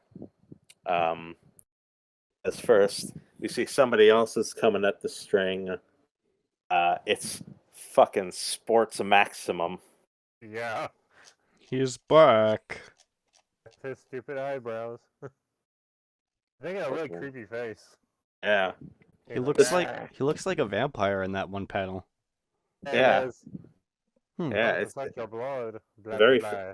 it's very fitting. Yeah, This he's is back from the dead. it's a great like scene, like so specific to Hermes and getting her to kind of slip up in the moment, and a great way of kind of showing and explaining Underworld, and Mhm. gives us a suitable reason for Hermes to fall in and get caught and pulled into the plane-ish. It is And kind yeah, of interesting that it's specifically Sports Max who's like semi like brought back for this one scene because he's the one who has the undead stand. oh, yeah. It's pretty cool. It's a good idea, yeah. So yeah, he kind of gives us the lowdown on how Underworld works, and that it's digging up memories from the ground, and that includes it includes him, and it includes like a plane crash from a few years ago, and that's what Jolene and now Hermes are get trapped in. Yeah, and you even get that from the stewardess who has like a head in her belly. Oh yeah, she's she's like, also, this is the stomach. This in my stomach is the head of the man who was sitting behind me. It got lodged here during the impact. That's something I like about this arc. The way a lot of the people like just act, even though they're like rotting away or like are missing. Yeah, they're just so matter of friends. fact. Like, yeah, it's whatever. It's gonna Whatever, it happen. happened. We're Yeah, gonna Dead and I'm gone dead within 2 minutes. anyways. yeah, we're gonna crash in 4 minutes. So please put on your seatbelt. Yeah, Yeah. safety first. Pretty much. And then die safely. Yeah. So now Hermes and Jolene are freaking out. Yeah. They're not happy campers. And What's this guy in the back underneath the clock doing? underneath the clock. The scene with the stewardess. Oh. Jolene starts punching the roof. He's like looking up like. I think he ate a pot brownie. Probably no, it's that airplane food. Ah, That's yeah. the thing, right? He wants to take a shit. The But he knows he only has 4 minutes. airline food. He What is about- just One of the guys completely was taking a shit when the dissociated. plane crashed. I don't want to be known for that. Yeah. That guy is like dissociated from like the Yeah. universe. Pretty much. And the guy on the other side of the aisle too. Oh, Yeah. look at him. Like, look at him. Going in Uh, front of it, like, I am non-binary, which is great. hmm. Do you And like the guy my with sunglasses in the fucking plane. What the hell's wrong with you? Do you like my trench coat? I bought it at Old Navy. Yeah. That guy's cross-eyed. The guy to the left Yeah. of the stewardess. Yeah, that's and his why I beach was pointing ball. him out. Oh. So yeah, He just they're has a lazy eye. He's like good. two lazy eyes then. Yeah. Anyway, Uh, the stewardess starts yeah, burning up. she's yeah. Julian and Hermes are just kind of freaking out, and then we go back to Poochie and Versus, and Poochie's like, can we speed this up a bit? I feel weather report. Someone's got to go out." And Versus is just like, shut the fuck up. Fuck in like Dumbass. red letters. Yeah. He's For so like, I'm doing this right. I'm doing it like I said. It's gonna take 4 minutes. Be patient. Let me do my thing. That makes me think he's just saying fuck with like such like a weird like emphasis on it. Like Yeah. when we get to the this part in the anime, he's just gonna be like, "Shut the fuck up." No, I imagine we're like, can you please shut the fuck up? Yeah, that's it. That'd be great. His face contorts in anger for half a second. Yeah. It's gonna be one of those memed moments. Yeah.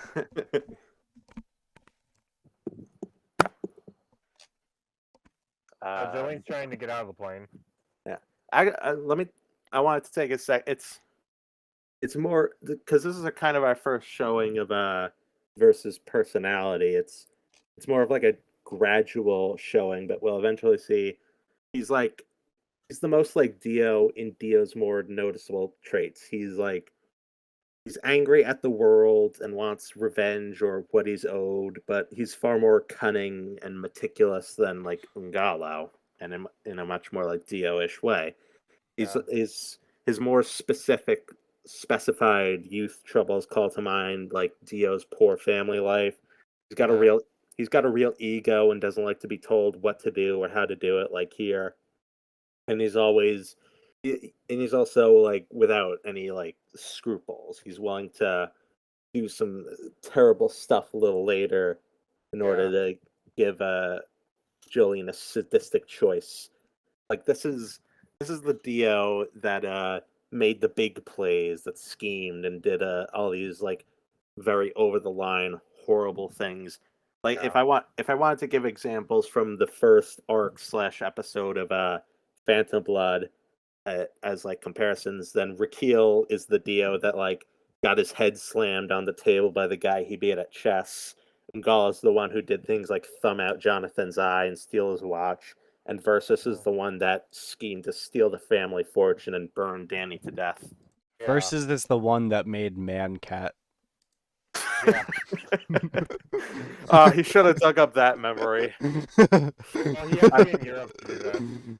Oh. Yeah. They're like Florida stuff. No, With, Dio with had a man. lot of options, yeah. He Dio had a had man cat in every state. Dio had Just man kept cat. sending him out. Dio had man cat buried in Florida. It was his homeland. He wanted to be buried on the. He wanted to be buried on the family farm. Was it the man farm or the cat farm? It was the man cat farm. Listen when I'm talking.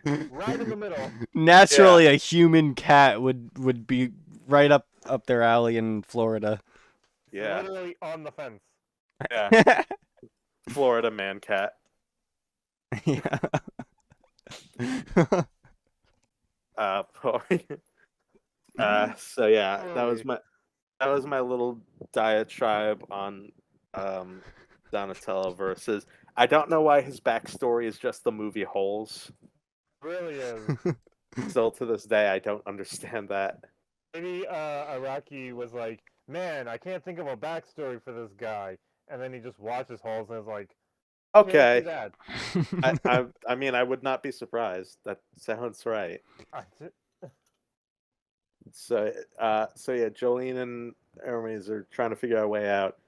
Jolene pulls open the door, but because she is going outside the correct way, it's actually being affected by like the plane physics. So like she goes flying out the door, Yeah. but she's Yeah.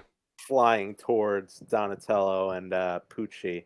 But then she gets trapped in another memory. She's in a fighter jet next to the plane. Yeah. Yeah. This guy with It's like like they're huge in teeth space. sticking out of him.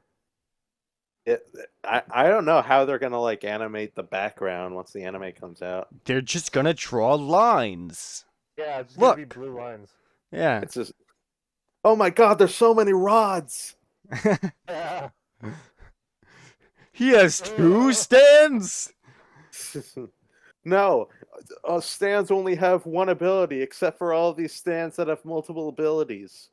Yeah, like how many did Whitesnake have? As much as fucking Weather As Report. much as it required him to have. As much was necessary. Yeah. Yeah. Anyway, So, there's a lot of screaming. The cops are looking down the hole. yeah, Jolene grabs a walkie-talkie and uses it to phone and pour. Oh yeah, there's another very sassy Poochie and Versus interaction. Poochie's just like, "Shut the fuck up already! Am I losing? Huh? Hey, am I still winning here? Huh?" I'm winning. He's so sassy, right? And yeah, the next chapter is just him getting his back. We get his backstory, and Yeah. it's literally just holes. He runs away from home, and he gets somebody like threw a pair of shoes over like the side of a building or something, and they landed on him, and he got arrested and blamed for it. I can't believe Holes is a JoJo reference. It is. And then he is in prison and gets stabbed in the hand, and then that gets infected. Yeah, he just doesn't have a good time, and he has a lot of like. I think the implication is that a lot of the woes in these the Sons of Dio's life are caused by like their stands Yeah. haven't like activating but haven't been fully manifested. Like Raquel's eyelids drooping. That was like rods, and like here he unearthed that skeleton when he peed on the like thing, and I think the implication that he unearthed the knife too without realizing, Yeah. and it lines Wasn't up with there like what? wasn't there like a similar thing with Giorno? I can't really Yeah, remember very well. that wasn't like a thing of like he like it fucked with him, but like he helped that Well, yeah, I know that. gangster as a kid by like making the grass grow with goal Yeah. experience that hadn't manifested yet. Mm-hmm. Mm-hmm.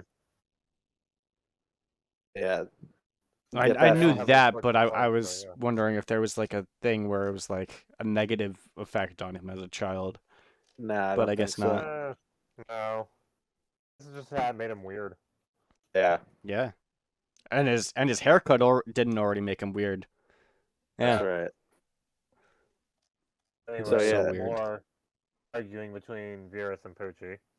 yeah, we get a peek into his mind where he's thinking like I'm so cool. Does Poochie get to deserve heaven? Am I supposed to be thankful to Poochie? Nah, I would have figured this all out anyway. Dio's my dad. I'm gonna get to heaven. That's gonna be my thing. I'm so cool. Hey, He steal. Yeah, he makes a little thing of Poochie in the ground. He uses it to steal Weather Report's memory disk. Wonder what's gonna go with that, huh? So yeah, after that we get back with Jolene. She's got the walkie-talkie and uses it to call up Emporio. And I like that he's just confused. She lays out exactly what's happening, and it's so like strange that we get like 2 panels of Emporio being like, uh, okay, say again. yeah. Say it. Then one of my favorite little things, like, there's so many awesome moments in this arc, and one of them is Jolene crashing the jet she's in into the plane because since it doesn't explode until hitting the ground, nothing they do to it will blow it up. Yeah. I love that kind of lateral thinking. Mm-hmm. Yeah. And yeah, they're talking to Emporio and trying to get information out of him and his ghost computer. Yeah. And eventually he tells His them, computer. yeah, he eventually tells them like these two people in these seats survived because a vacuum was created around them in the crash. So Jolene and Hermes head there, but shock horror. Oh my Once they god. get the people out of the seats, there's a sick kid from the Like a hospital. burn victim. Oh Yeah, my in the gosh. seat. And then And another one with like prosthetic legs drop from the sky. And then a third one drops in. Oh my. When I got to this part, I literally just had to stand up and go for a walk. Because Yeah. damn. Messed up. It's like, wow. Like I immediately knew like, oh, these are real kids. This is Yeah. not Kids are so okay. nice about it too. They're like, "Oh, I'm sorry, I was waiting for my medicine, and I'm in your seat. I'll move. Don't worry. I'm Don't bad want at to be a bother." I'm bad at moving, but I'll give it a shot. And Oh, it's it even was better so because bad. Versus only needed 2, but he dropped in 3 just to make it worse. Yeah. This is this is this is proper burning Danny moment. Yeah. He has Oh burned my the Danny God. here. Tell the kids, make them die in the park plane crash. Yeah.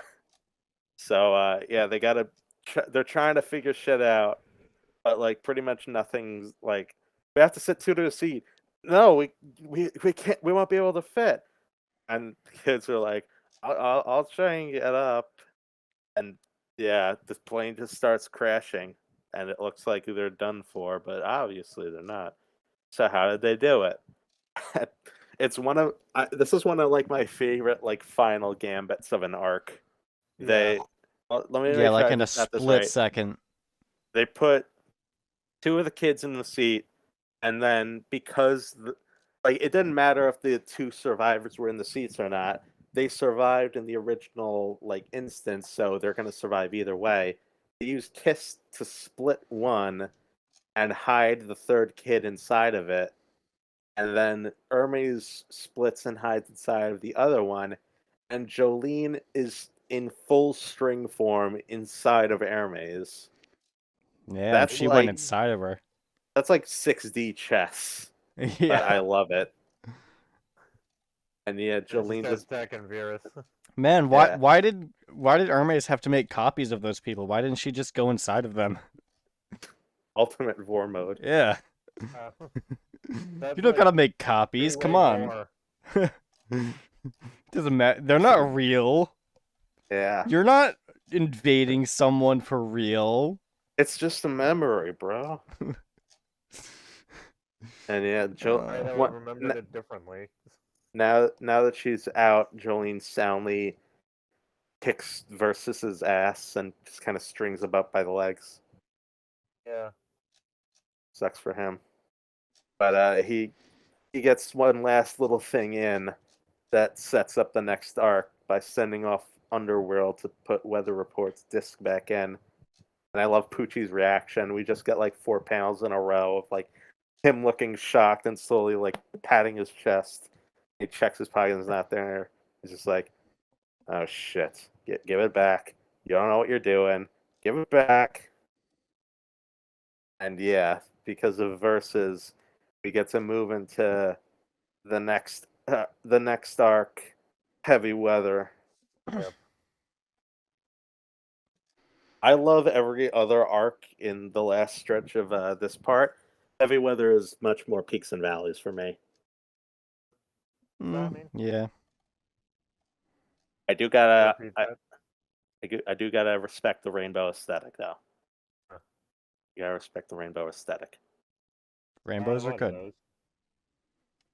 those. So yeah, as far as we can see, well, first of all, we have to deal with Weather's new personality because now that he's got his memories back, he is just a huge douche. Yeah. We get not as polite person without a seat as the kids, and Weather just zaps him. But actually, he doesn't zap him; he threatens him, which that's okay. But then he does something that really shows us how much of a dick he's become, where he takes an orderly or a nurse or whatever and fills him up with water and makes him bloat and says like, if you want to sit down, then you be his chair. Yeah.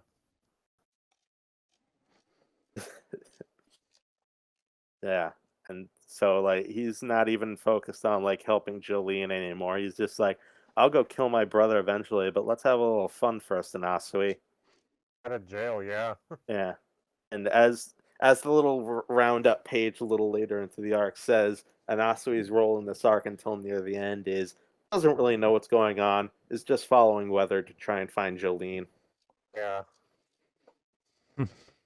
So then we cut back to Yeah. the Underworld team, and Hermes is about to beat the shit out of Versus. Yeah. All these things come out of her arm. Yeah, she touches the rainbow and a bunch of her arm explodes into balls. I think And they're like snail eggs. Yeah, I'm pretty sure Yeah. that's what that is. We get And a pretty creepy scene of Poochie. where is that? I can't. Right underneath Hermes freaking out about her arm. Oh yeah. Ozone layer. Oh yeah. Donatello is telling them about like he'd be able to just like. Here's the thing. Part of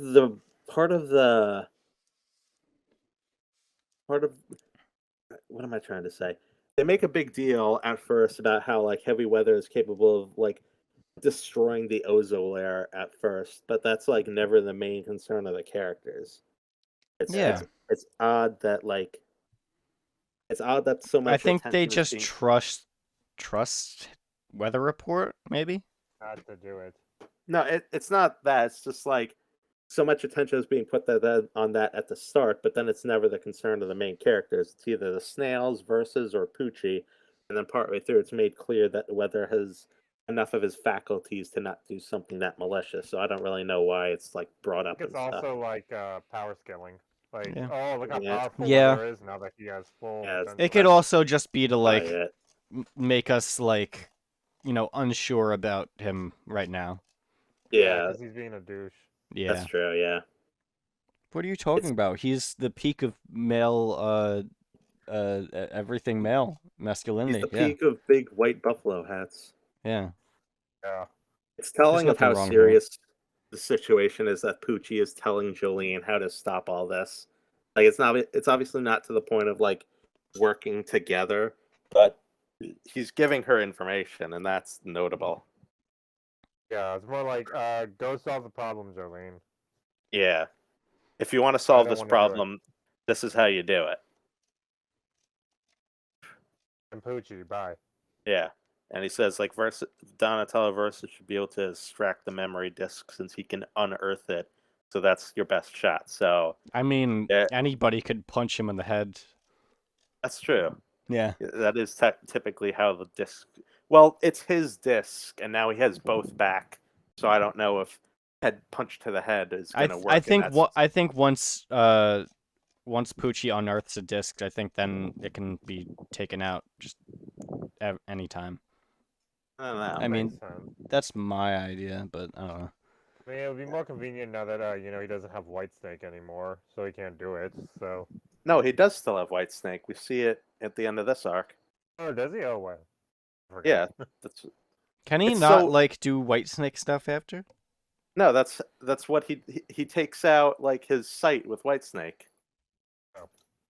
I guess how he hasn't fully evolved into Sea Moon yet. Then Yeah, no, Yeah. because he's got to wait.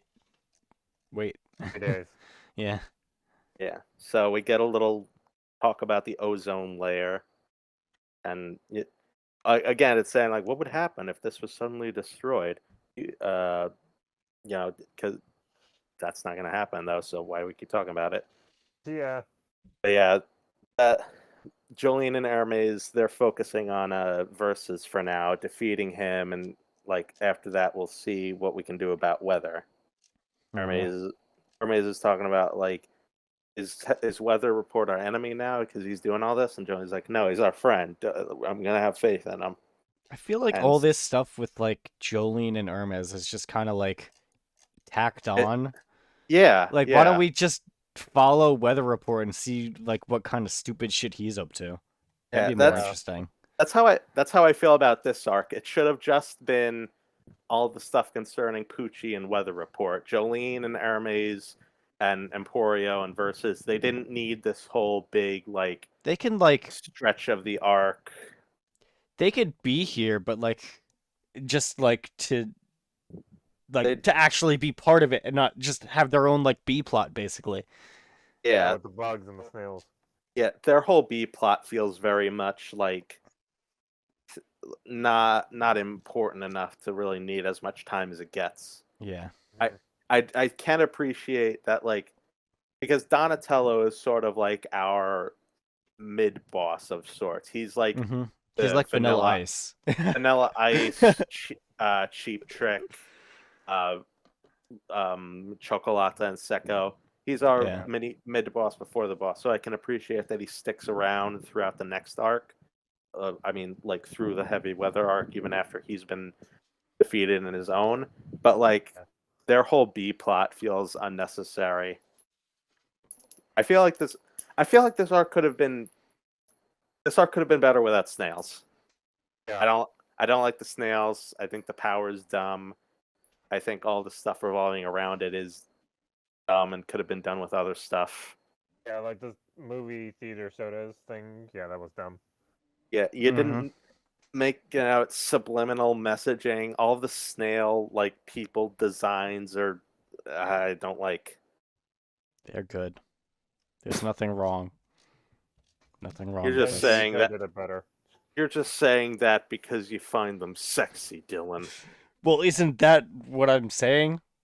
Dylan is a snaily. I'm being very open about that right now. Dylan is a Gary. I am. There was an Oh, episode that of Shonen episode! BattleCast, Yeah. Oh God. Besides the Halloween episode, so it never came on as much. Hermes was a teenage Gary. Yeah. Yeah. So this is What? I got to the panel of Hermes sticking up her legs for no fucking reason. It's just so dumb. Yeah. It didn't need like heavy weather Doing could the have worm. if you wanted to have like an arc where Weather Report gets his memories back and like his true power is too much and it's going berserk and it's like affecting everything and making like a terrible situation that like maybe you could still have the B plot of Hermes and Jillian trying to get verses, but like heavy weather is fucking with them as much as it is with everyone else. It could have been actual weather phenomena. Like he could have been accidentally making it hurricane and then suddenly it's like a tornado and then Yeah. like the sun is like beating down so hot. Oh, it's so heat. Oh, there's fog It's now. evaporating There's everything, light. Yeah. There's lightning now. The fog's This is coming the in. actual deadly weather, because the weather is like dangerous enough on its own. You don't need Yeah. to make subliminal snail messages. Yeah, this is just like outstand. Somehow this is Stan's subliminal messaging is the weather. Have It's like action. in Florida, where hurricanes are like every year. Yeah, this could have. This arc would have been way better if it was actual heavy. You wouldn't have had to waste so much. This is Dragon's Dream all over again. We're wasting so much time trying to Yeah. explain, like, oh, this is the stand power and it's based on real phenomena. So let's spend like a chapter and a half total time across 13 chapters explaining, like, oh, this makes sense. This is totally a real thing. This makes sense. I swear this is a real thing. But like. You didn't need to do that, and it didn't need to be subliminal snailification. Just make it like, oh, there's tornadoes, there's a hurricane, there's lightning. Yeah, it's the weather. It's versatile enough. You don't need bullshit. Could have just have it be weather, and like maybe if there's like a safe area around Weather Report himself, and that's why like Poochie, like they're trying to figure out how Poochie get in. He's gonna get into our like little safe area bubble. You didn't need snailification.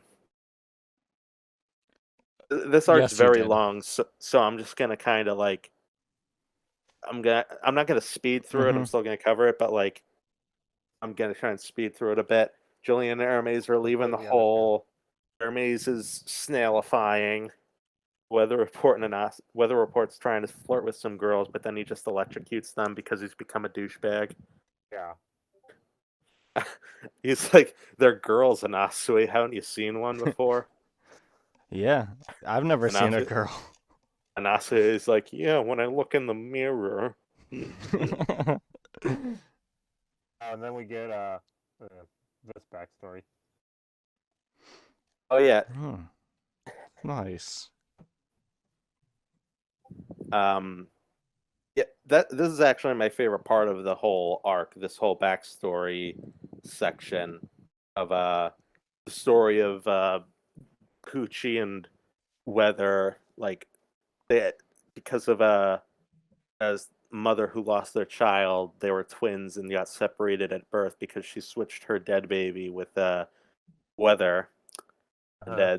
we cut ahead to Poochie as a teenager in a church or charnel. Apple. Charnel. It's another word for like church or whatever.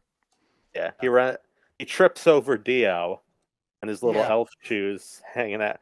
And as soon as he's like, "What are you doing?" we get a little like swoop. It's it's almost cartoonish, but yeah, this is the first meeting of Dio and Poochie, and it's very fun. He's definitely They're having a good time. taking an immediate interest in Poochie. I mean, you can see this panel of Poochie sticking out his ass. So yeah. Yeah, he wants that. Look at that. Yeah, so Dio is just kind of like taken with him, and he's like, "Do you believe in gravity?" I think Pickup people are lines of the century. fated to meet each other, and he gives Dio a little stand arrow. We see it's already kind of taken with Poochie, pointing towards him like a magnet. So he's like, "Here, take this to remember me by, and if you ever want to see me again, just relay these feelings to the arrow, If you and ever want to then explore your sexuality, call me up." Pretty much. So yeah, from there we learn a bit more about Poochie's family. We see he has a little sister, and we see him learning about his dead twin brother. And we learn why he wants to be a priest, and we see him. This is overall just like a very Shakespearean flashback, like It really is. a real tragedy in the classical sense. 'Cause, like even though it's sort of like, oh, it's switched at birth twins, oh, the tragic pair of lovers, like even this Shakespearean set of circumstances, it's really great because you understand why everybody involved acts the way they did. Like the mother who switched the babies, that easily could have been like, oh, that's the bad guy here. But like here is the scene where we get to see Poochie learning about it because she's confessing to him, thinking he's a priest, and she just kind of spills her guts out about like I swapped my newborn son because he was died. I feel terrible. I didn't want to believe that I had lost my child. I raised him right, but I don't know what to do. Should I tell him? And that's where Poochie finds out, like, oh my god, that's my brother. Yeah.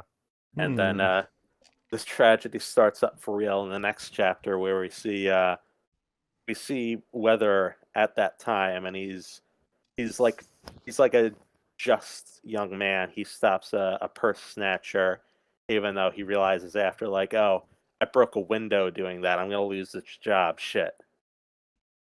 He's got a strong, innate sense of justice at this time, is what it's trying to tell you. And the girl he helps, in turn, gets a little crush on him, and it turns out that's Poochie's younger sister, aka his younger sister. Yep. But Poochie can't reveal it because that would be breaking his vow to God. And yeah, yeah. it's a very messy situation.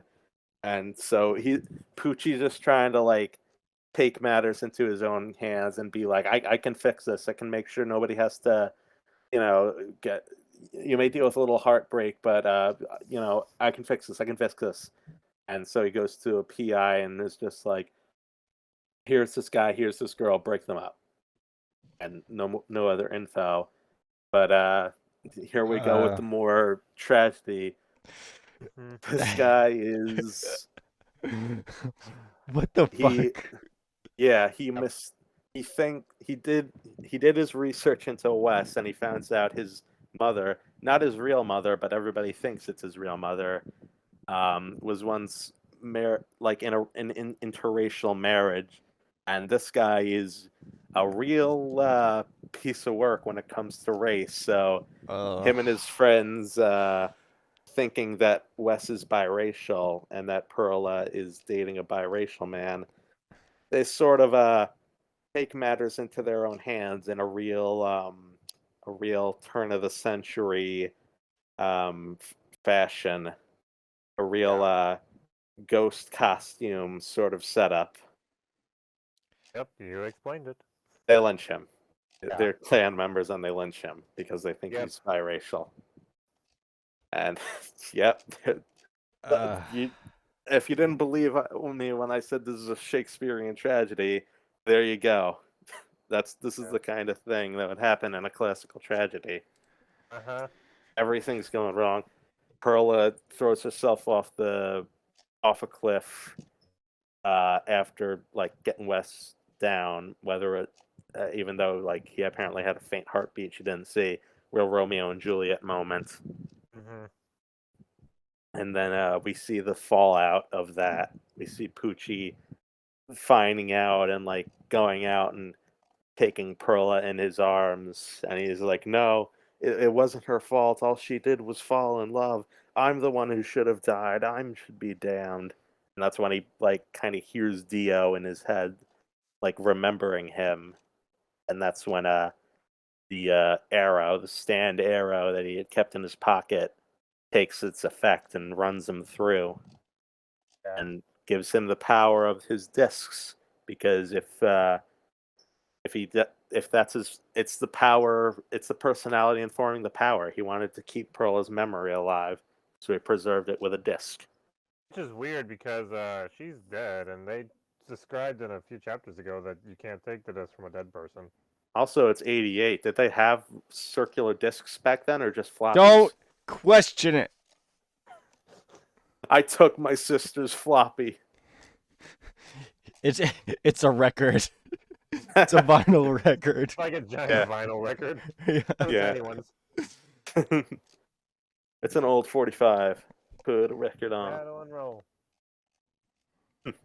So yeah, Weather survived, but he's not that happy about it. He had tried to join her, but the waves carried him back, and like after he confronts and kills the guy who tried to kill him, he tries to kill himself in what seems to be a pretty I think it's a callback to the start of part 3. He tries to shoot himself in the head, but his stand keeps himself from dying. Mhm.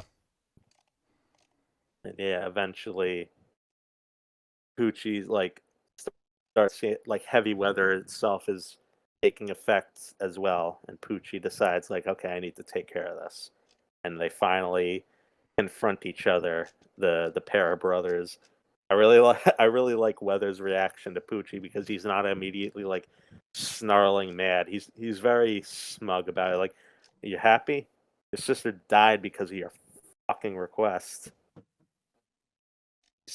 And yeah, that's the origin of how Weather lost his memories and ended up probably.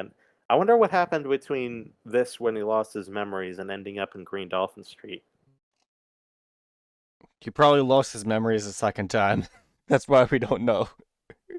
Yeah, Poochie updated the disk. He formatted the hard drive. Yeah. So yeah, it's just for a while. It's just more B plot of Snail, Hermes, and Jolene trying to leave. Jolene has that bisexual swag when she says she's jealous of snails being able to have sex with anything. Go get it, Jolene. You good. They get outside. They get to a car. Bugs start being a problem. Versus is looking for Emporio, and eventually he finds him and grabs him, and you know it's a whole big situation. Julian and Hermes are trying to find them. There's bugs. Jolene becomes snailish. Fine. It's snails. More snails. This is so fucking stupid. Why did they need this? This could have just been a hurricane and a fog and a lightning and a whatever. Nope, But you just get snails. it's snails and bugs and Snails are stupid shit. cool. Light refraction. It's rainbows. A linebacker. Yeah. I The do like. linebacker's actually pretty great because Yeah, it's I like do. a Snapple Cap moment. I do love. I do love the way Versus uses his powers throughout this arc, because so many times you have stands that like you get how they work in the context of the arc they're in, but like when you think about like Yeah. how would they use that if I don't know if they were a main character and not in this situation, you're like I don't know. But here's Versus actually being very adept with Underworld and the way he can use it. A very good history buff type of stand, and eventually Jolene does defeateth him and makes him snailified as well. I wonder if Larry Soak knows he is in the series. Who? Linebacker, they actually name him. Oh, that guy. Oh, yeah, I wonder. Probably. Unless somebody His whole told him. life is a JoJo reference. That's right. That's right. Yeah. So yeah, back to Weather and Oh, he's still alive. Anasui. He's like 75. Ah, Maybe he's somebody. just on Netflix watching anime, and one day he's like, "Hey, that's me." Yeah, if he doesn't know now, he'll probably know soon enough, as long as that Enough scene people is are gonna kept like send him intact. tweets like they did Vanilla Ice when he went to Egypt. Yeah. They're all like editing for. He's like, "I know I'm in this series, but can you guys stop?" I Yeah. don't give a fuck. I'm gonna sue. Uh, so yeah, it's Weather and Anasui. We're back to them, and Weather's just like, I can't kill myself, but you should kill me after I kill Poochie because I can't really control this. And I like Anasui in this arc because like after after his intro back in freaking um Guard Westwood Secret around there, talking about like only Weather's presence keeps him from flying off the handle and acting crazy. Here he is being that for Weather. The roles have reversed, or at least as close to some like that as Anasui could get. Yeah. And like just overall, I like how he plays support for the fight against Poochie, and he names drops FF, saying like I'm still trying to repay FF. Like Yeah. it's great. He's grown. He was really grown. I like that. Grown boy. Yeah, he was a grown boy. And yeah, Poochie. They can sense Poochie is nearby, but they just got to find him. And eventually they settle upon okay, we'll look in that car, and then Weather's leg gets blown off because in what I believe is a very good visual callback to a flash flood warning. Poochie arises out of a pile of snails unaffected somehow. Yeah. This is the Yeah. frogs where he was cowering. Yeah. And so And that's where he tries to attack him. yeah, this is yeah, Anasui gets snailified as well. And we learn about how well it takes a little bit, but we learn how oh well before we learn that we see Anasui playing sick support, sticking Diver down into Weather to use its leg for his leg. Even Yeah, before that, you get the iconic Poochie boy panel with his arm going completely backwards and his I love that hand in one. the air. Boy. It's iconic. Which has got a lot of swag poses. It does. He Yeah. is swag himself. Yeah. Definitely giving Josuke a run for his money. Oh yeah. Yeah. Poochie seems to be using like light reflecting off the window to make snails appear on Anasui, and that's where we learn like, oh, it's subliminal messaging. The ozone layer light is being made to snails because of distant ancestors. Light becomes snail. Okay, that's it. That's Motherfucking yeah. ozone layer. And so he took out his eyes with a little disc. You can see it up there. Doing one of those, what's it called? Those little video players that you can watch like SpongeBob and stuff on. He's one of those discs. Yeah. Yeah, Yeah. probably. So yeah, that's the fight continues, but it's not looking good. It's not looking good, but eventually things turn around right as Poochie's about to deal a death blow to Nasui. His foot gets punctured by a big ass red spike. Weather evaporated and then froze the blood and turned it all into spikes. Fuck yeah! Fuck yeah. Spikes are cool.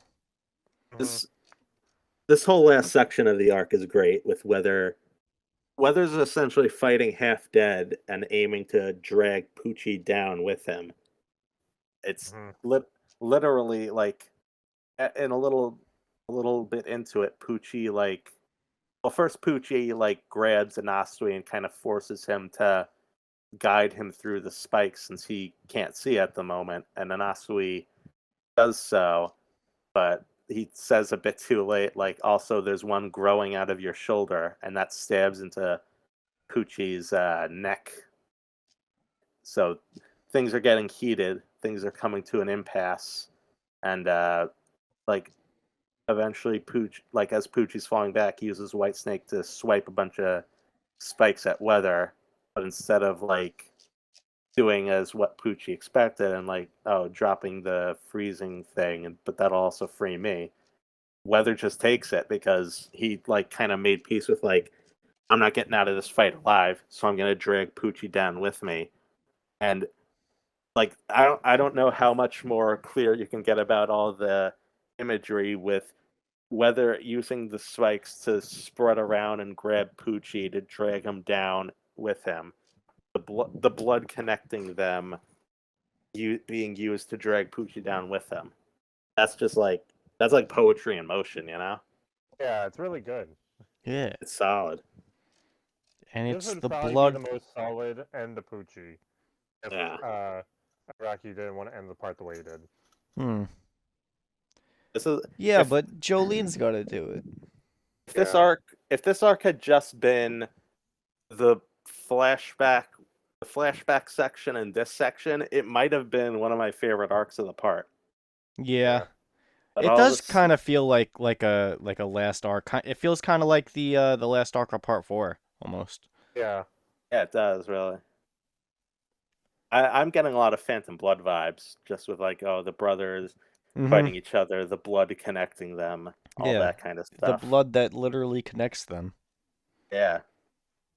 And 'Cause they're brothers of we blood. kind of get a little preview of how Poochie will be in the last chapter, with like Poochie's on death's door, like pretty much, like not really begging, but just being like, "No, you're the one who's wrong. You're cursed. I have such great plans. I must not die here. Yeah. I was the one that kept you alive." And then all goes to hell as the car that Jolene Hermes, Emporio, and Versus are in crashes nearby, and in the distraction, Gucci, Donuts Weather. There he Yep. goes. Yeah. Can't be Jojo without a donut. Nope. The whole B plot with Jolene and Hermes in this arc was meh, but Jolene launching herself at Poochie with a tire is sick. Yes. While being a snail. All being snailified. Yeah, Okay, Poochie. I feel like it would be Poochie- so much better if we didn't have the whole snail B plot, but then she just showed up as a snail and leaving us to question what the hell is going on. We ran into a fourth Dio son. Yeah. Chocolate disco was a terrible foe. Yeah. Jolene, why are you a snail? Dio also had a daughter. There's that no explanation at all. Yeah. No, the only explanation should be another sand user. I've His always daughter, been a Dolly. snail. Are you snail cyst? Based and snail pilled. Based and shell pilled. So yeah, the Poochie was gone though. It turns out that was a underworld creation, and This is- yeah, Versus is dead. Also, there he goes. And honestly, Weathers. it's just having like out of body experience. Yeah. Speaking of Anasui, though, like I keep talking about how much I love my boy, and I'm gonna do it again. I really love his speech here at the end. He's talking about like like in the same way you saved me because I loved you, Jolene. Just wanted to get that out there again. Whether like he was putting his whole heart into this. When we left the prison, it felt like he had come back to life. Like you don't need to worry about having not saved him here. He was already saved. He was happy. It's so nice. So you really feel like they did have some kind of friendship. Yeah. And he left behind his disc. Yep. Hmm. Oh, weather. And yeah, Rather. You silly Willy boy. now we move into the last stretch. It's time. They're heading to Cape Canaveral. Yep. They got Cape it. Canaveral. Uh, How many movies end here? this many. This one. We start this arc with a bit of Anasui's simping. He buys an engagement ring at one point. Well, before he sims, we have a little bit of like inner turmoil from Jolene, thinking about like everything she's gone through and like what can I do here? It feels like I've lost control of everything. It feels very real. Her stock of shonen hero confidence is tapped for the moment after everything that's happened. Yeah. And here we go. It's Anasui's big moment. He bought himself an engagement ring, and he puts it on Jolene's finger. He's gonna wake her up and tell her. And then Hermes is just like, "Look at that alligator!" And Jolene chucks it at him. Chucks it at the gator. They're The just gator's like, face is like, what? Yeah. Hermes is just like, damn, they think they're so safe. Anasui's. I don't think I've ever seen Anasui this expressive, except on this page. Every single expression. He looks like he's Going gonna. back to being Jolene's babysitter. Like, why'd you do that? What? Open your mouth. What are you eating? You have. Let me see. He's completely lost it. Yeah, he looks like he's about to bite her head off, and she's just looking at him with the half-closed eyes, like, huh? Huh? Just fucking crying in this last one. Yeah. He's so I don't upset. even know where he got the engagement ring from. He probably stole it. Yeah. He said He he spent bought his- it in the. He said spent he his bought it whole in the life prison. savings. Yeah. He said he bought it in a. I even paid a shitload of money to get this ring from the prison merchant. So he's been holding on to it for a while. Where money He is spent worth like 1,000,000 times like the actual value. Yeah, now he's just sobbing Oh my openly. god. It's pretty amazing. I love the boy. So And then yeah, we see our realist vacation that we're in America, a fucking bald eagle. yeah. Yes. And yeah, he's at the space station.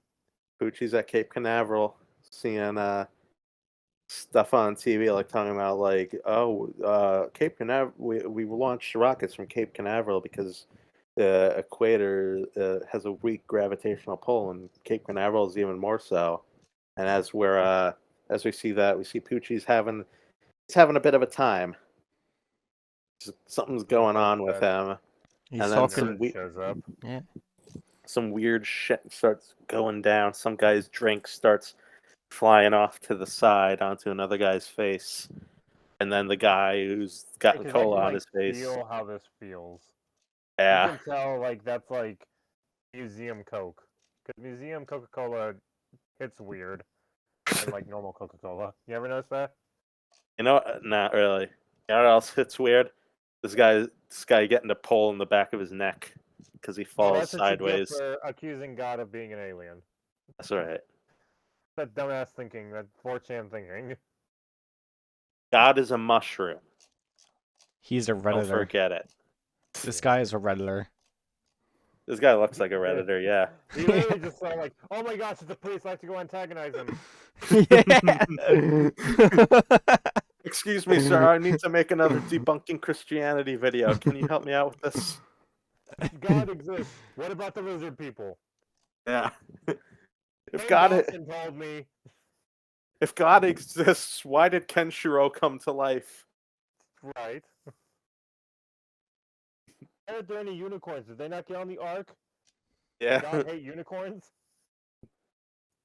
What happened? If God doesn't exist, why doesn't my dad come back?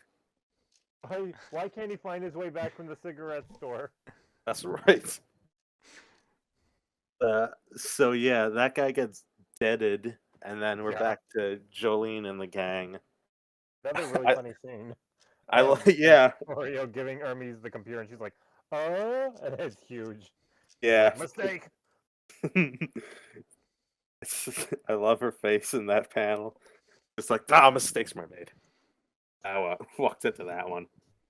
She's Yeah, just holding in the next scene, "Don't give me any more big things." yeah. I love how they're just having him drive and be on the computer at the same time. As Yeah. a 10-year-old. I don't think any of them know how to work a Distracted driving. Yeah. Emporio's also on his cell phone. He's drinking a coffee, Yeah. driving with one foot. Yeah. He's not even I- holding the wheel. He's using his knee. Yeah. He I was- screaming people in the next car over. Is that a 10-year-old driving? We're going the wrong way. How do they know which way we're going? Yeah, some weird shit's going They're down. screaming because they're listening to Despacito and they can't turn it off. No, it's because they accidentally paused and they can't turn it back on. Oh no! No signal. But yeah, Jolene notices some weird shit going down. A car goes by backwards, and they're all screaming. And then another one of my favorite page turns. They see a big cloud of dust coming. You turn the page, and it's you see some more people coming. Turn the page. It's a double page spread of a bunch of people crashing down the road towards them, like a bunch of. It looks like a disaster movie. Like a bunch of cars is being blown their way. It's weird that you get the people before you get the cars, because cars are heavier and will probably fall faster. Oh, It's really funny. It probably took a little bit for the cars to be affected. Like the gravity was getting slowly stronger. Oh, true. Probably. Yeah, you're right. Yeah. But yeah, this first time seeing Sea Moon's effect is just great. I love it. You see the cars crashing all around them. This is gonna look so good animated. Yeah. Yeah, everything crashing all around them, and then they're on there what the fuck is going on? And then Hermes starts falling towards the back window and starts slipping down, and she's like, "You're probably wondering what the fuck I'm doing right now." Yeah. Falling down. I think I'm caught. And then on the next page turn, we get the reveal of we're not falling down, we're falling behind. And we get this angle that shows the road at it looks like a sheer cliff. It really sells the effect of sideways is the new down. It's a great little. I'm so looking forward to seeing this animated. Yeah. And yeah, I'm excited for the music, because I bet this is going to have a badass score. oh, absolutely. And yeah, the it's like a disaster movie. I keep saying that, but yeah, it's really, and yeah, all the panic that's going on, and then Hermes, the car flips over and they have to bail out, and they grab onto like they use diver down to like hook into the road, but they lose Hermes along the way, and that kind of like all the panic and losing Hermes kind of sells how serious this is. Like you Yeah. can tell, like we're moving into the end game here. Hmm. Oh, we get this stone free like fun fact sheet where we find out it smells like soap for unknown reasons. Army Green. Charme free. It's to mask the smell of her masturbating juices. 'Cause she does Right. that Yeah. a lot. Yeah, she got I she buy it. got she learned that snails can have sex with anything they encounter, and she was like just like oh Let's see juice. Mm. yeah. So Where are some prison bars out there? I need to Tom look at the moon. Tom Cruise. So yeah, we catching up with Poochie, who's just having a having a he's moment. he's just lost in the sauce, really. He's looking at this poster and I'm like, wow. I didn't know you could make posters like this. he's, just, he's walking on walls. He's monologuing. It's just a good time. The eyes are really huge. Yeah. This pupil like an N? Or Huh? that's like a peace sign. In this first thing where you see Seamoon's face, his pupils look like an N. Then on the next like shot, just his eye, it's like a peace sign. I know that's Sea Moon, but like, is that its final look? It looks like it's still kind of morphing. It looks more like Yeah. it looks more like the green baby here than the fully formed Sea Moon. Yeah, but it's the same like center facial expression. It just doesn't have the arrows on his head. Oh yeah, that is. It's cool. We're seeing him evolve in real time. Ain't Yeah. ain't that neat? We get more fallen debris. Oh yeah, very important. Mm-hmm. Yeah, God, the art is so good. It's so good at capturing like just the calamity of this. I think that would make this better is if we saw like an actual space shuttle falling at the end. That would have been Yeah. so cool. One of the giant like rocket propeller engine things that fall off. Yeah. That'd be so dope. Yeah. So yeah, they're kind of like figuring out what to do, what this is. They figure out like, oh, okay, this is Poochie's new ability. He didn't have to wait until the new moon to get it. So we gotta hurry things up. Weather injured him pretty badly. Jolene, I know you want to wait for your dad, but we can get him. We gotta go for it right now. And so There's these ladies who have toilet water falling on them. oh yeah, once they resolve to head inside, we see a pair of survivors getting toileted on, and Jolene sees it and she's just like, that doesn't look too serious. We can go outside for now. I get the feeling the anime is gonna cut that, but it's just Yeah. it's so good. It's so good. It's one of those manga moments that you only get. Yeah, not my problem. No problem.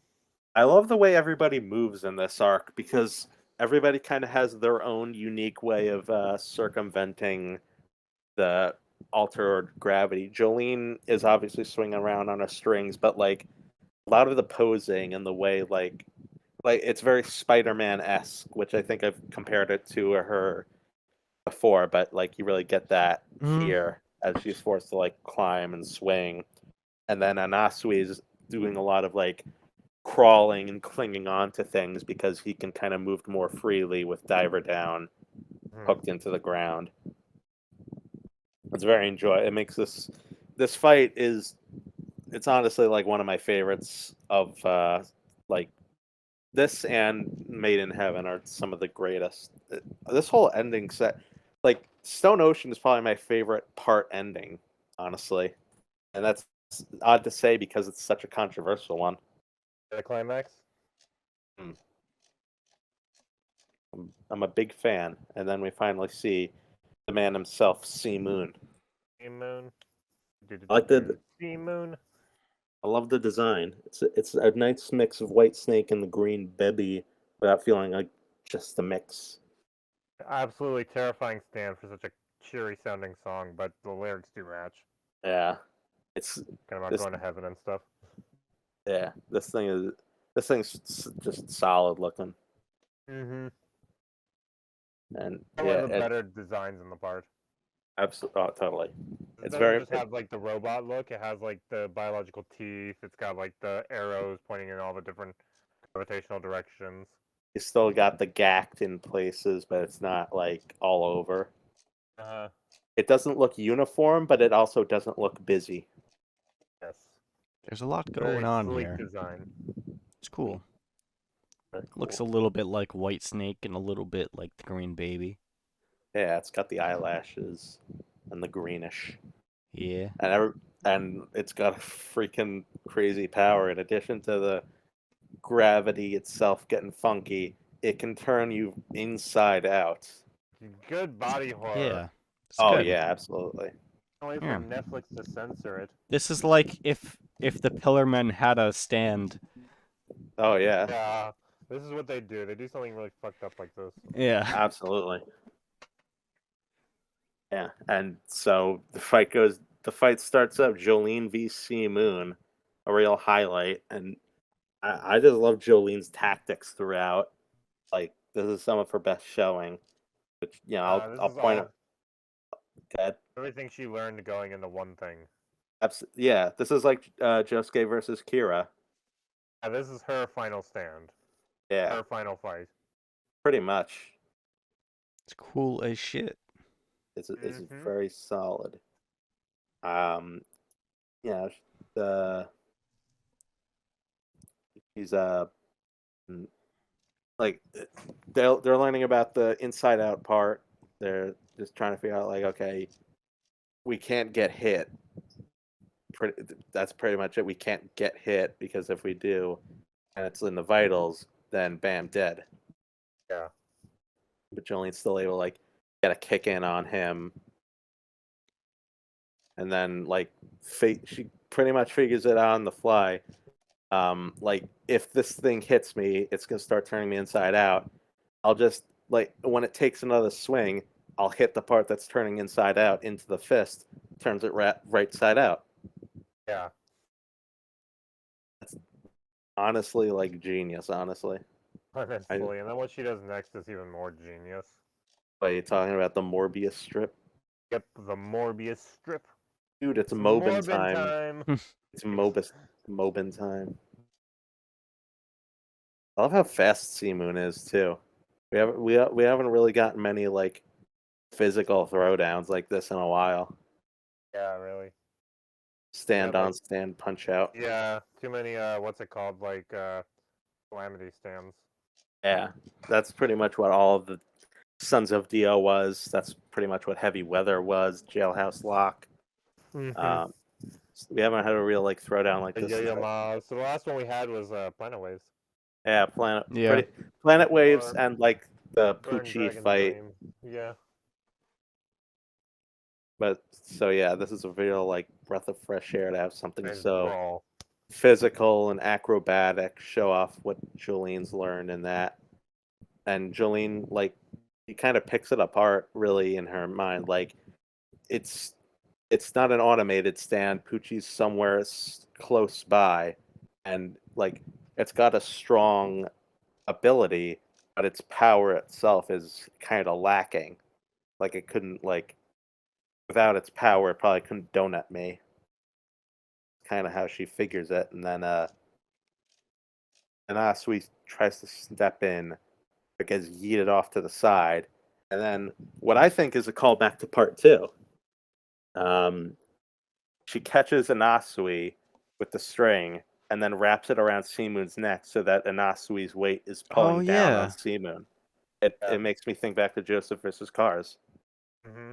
There's just so many fun little Easter eggs and That is callbacks cool. back to previous parts throughout part six, but especially here near the end. There's so many callbacks to previous final showdowns.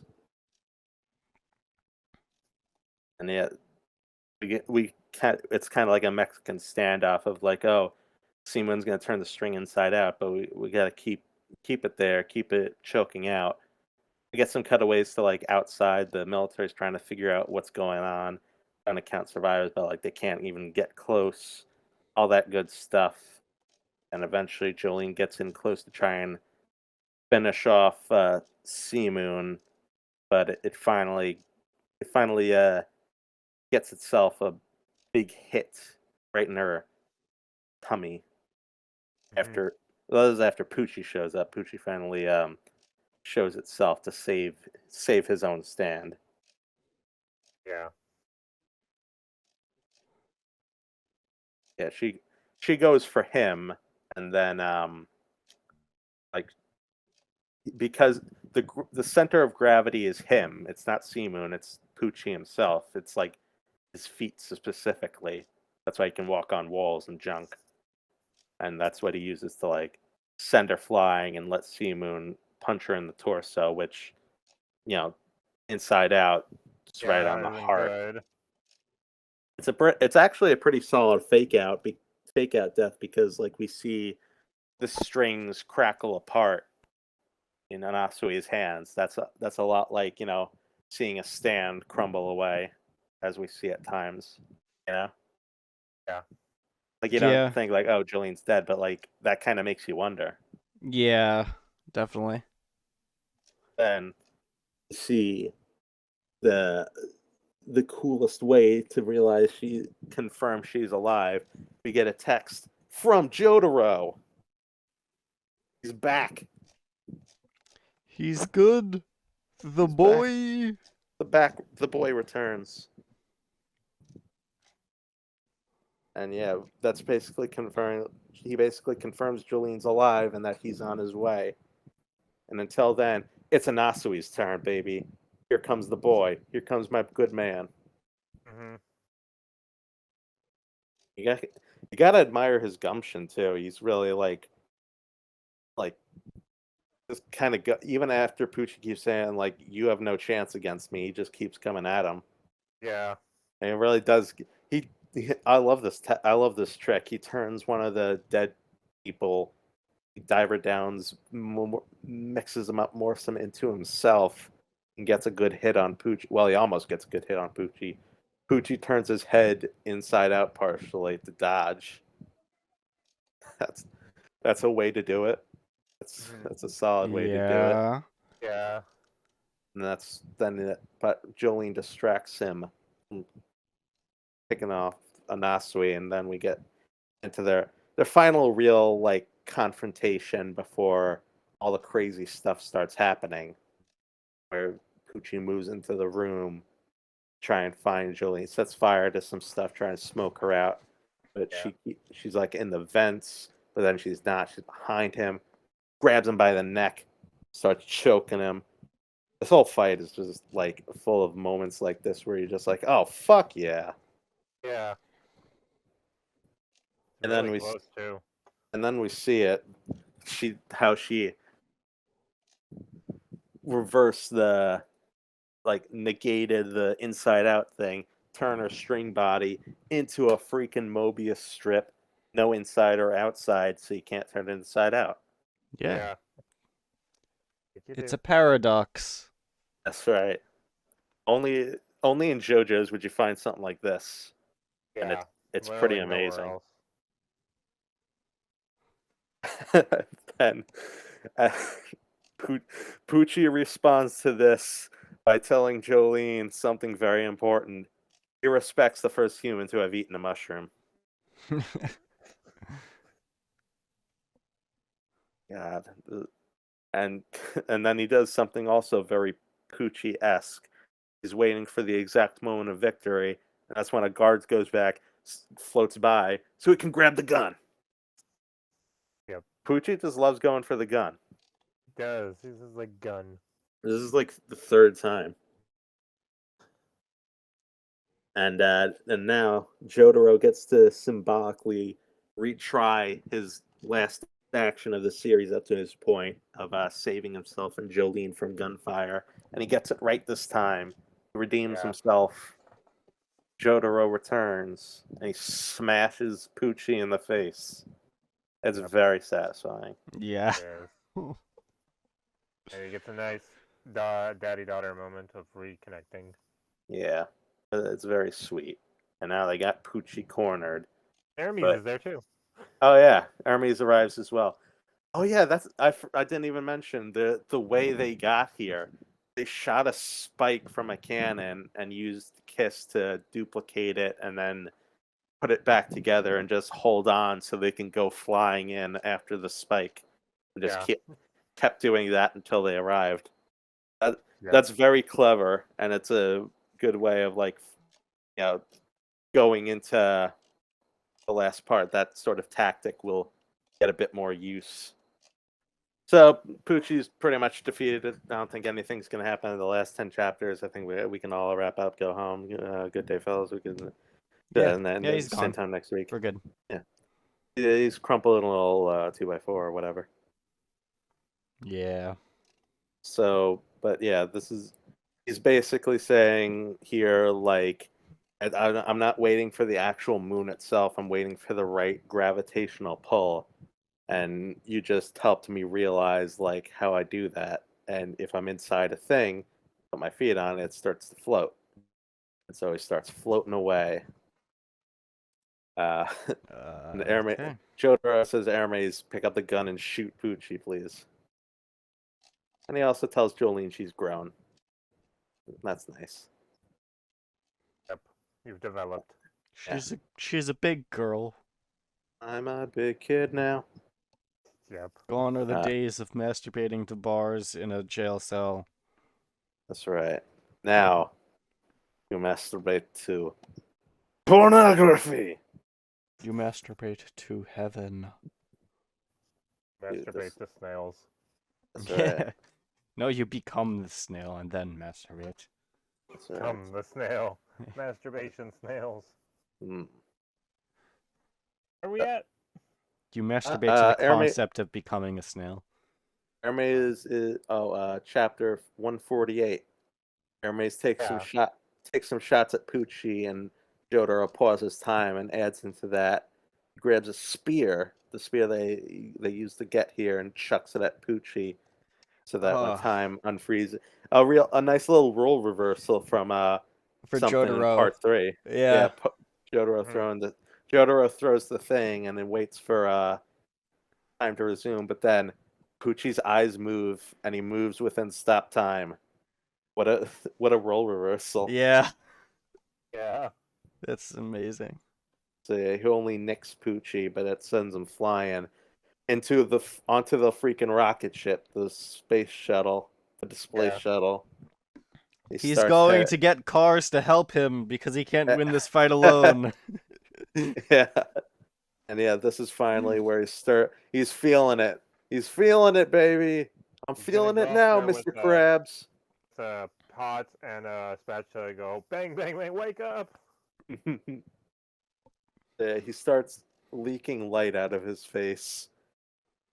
And bad stuff's happening. He's evolving rapidly, but Anasui's in there. He's heading in. He's gonna get the win. And then Anasui's arm explodes, and out of that comes Made in Heaven for some reason. Part of arms exploding. Yeah. Happens every 3 arcs, someone's arm just gets obliterated. And it never sticks. Yeah. It's one of those things. Just it's not a huge deal. I mean, it's happened 3 times already. Yeah, it's better by the next chapter. Hmm. So yeah, the light consumes Poochie. Made in Heaven comes out. What do you think of that design? Not a fan. I'm a fan of it too. It's a tiny bit busy, but I like it overall. You know what it reminds me of? A horsecock? No, one of those Party City costumes that inflates where Oh yeah. And your legs are the thing's legs, and they have these tiny little legs to the side that are. I don't know what you're talking about. It's literally a horse cock.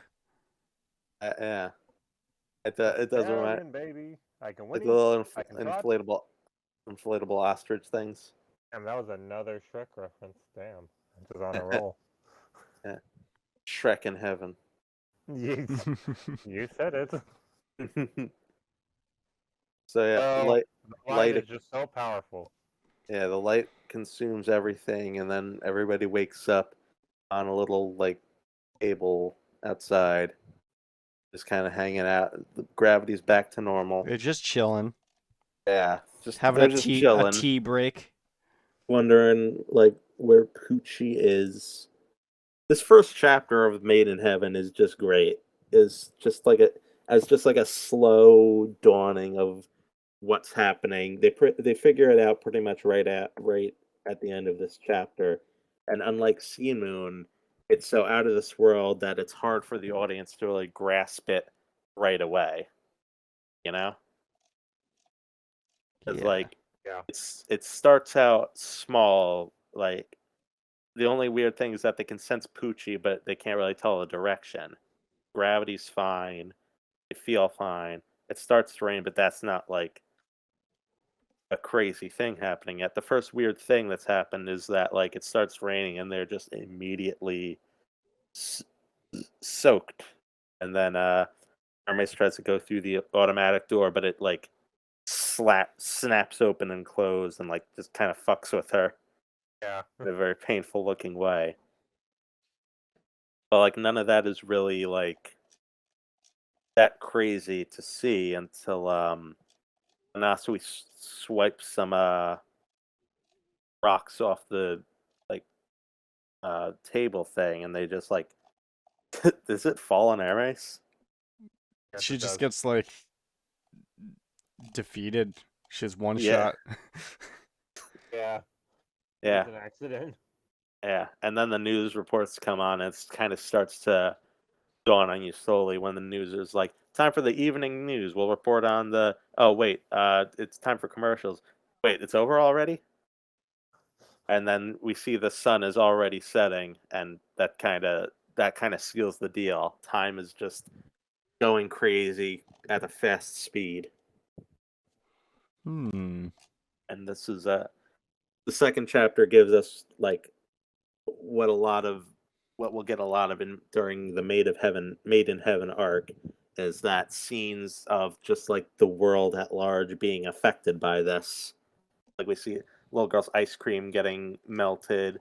Good Mute. for that because that's like an awful flavor combination. That's a Yeah, pecan, caramel, Yeah. strawberry chocolate chip, and mint, and orange, yeah, and vanilla. yeah. Music. Indigestion kid. Yeah, music going too fast. Test going too fast.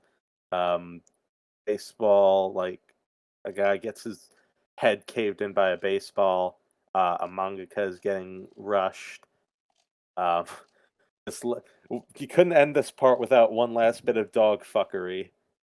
At least the dog doesn't seem to die. This old lady walking the dog Yeah, gets she is. obliterated by a truck, and then another car goes speeding by. Just kind of fucks with the dog. It's fine. It's fine. It's fine.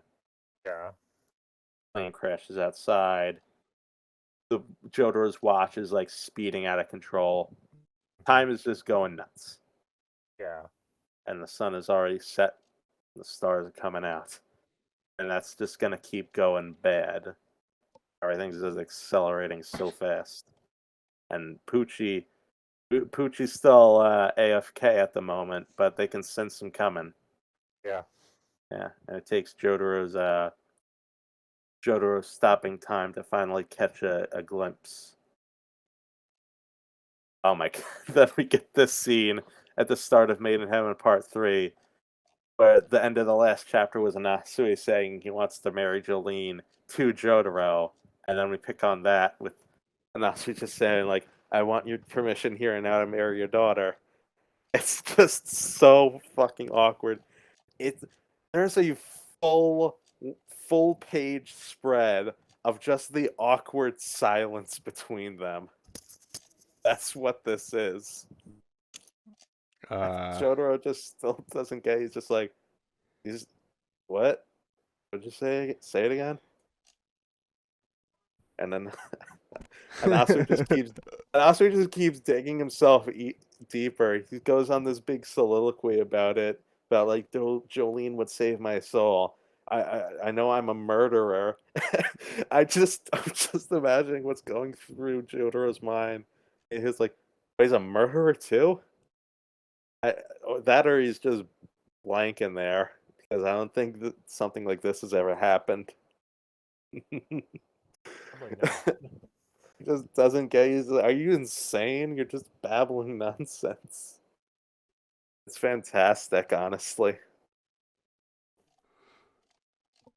Uh, Anyways, the yeah. clouds are getting fucky. Yeah, the clouds are getting fucky as well. That's Nasui's still on this. He won't gets give the- up. It's the most important thing to him. Yeah, that's obviously the most important thing going on right now. It does lead to a sweet moment though, where Jotaro pulls Jolene away from him, kind of like guarding her. Yeah. It's so and also he's just so funny in this one small panel after that. I don't know what that expression means. It's just like, what are you gonna give her to me?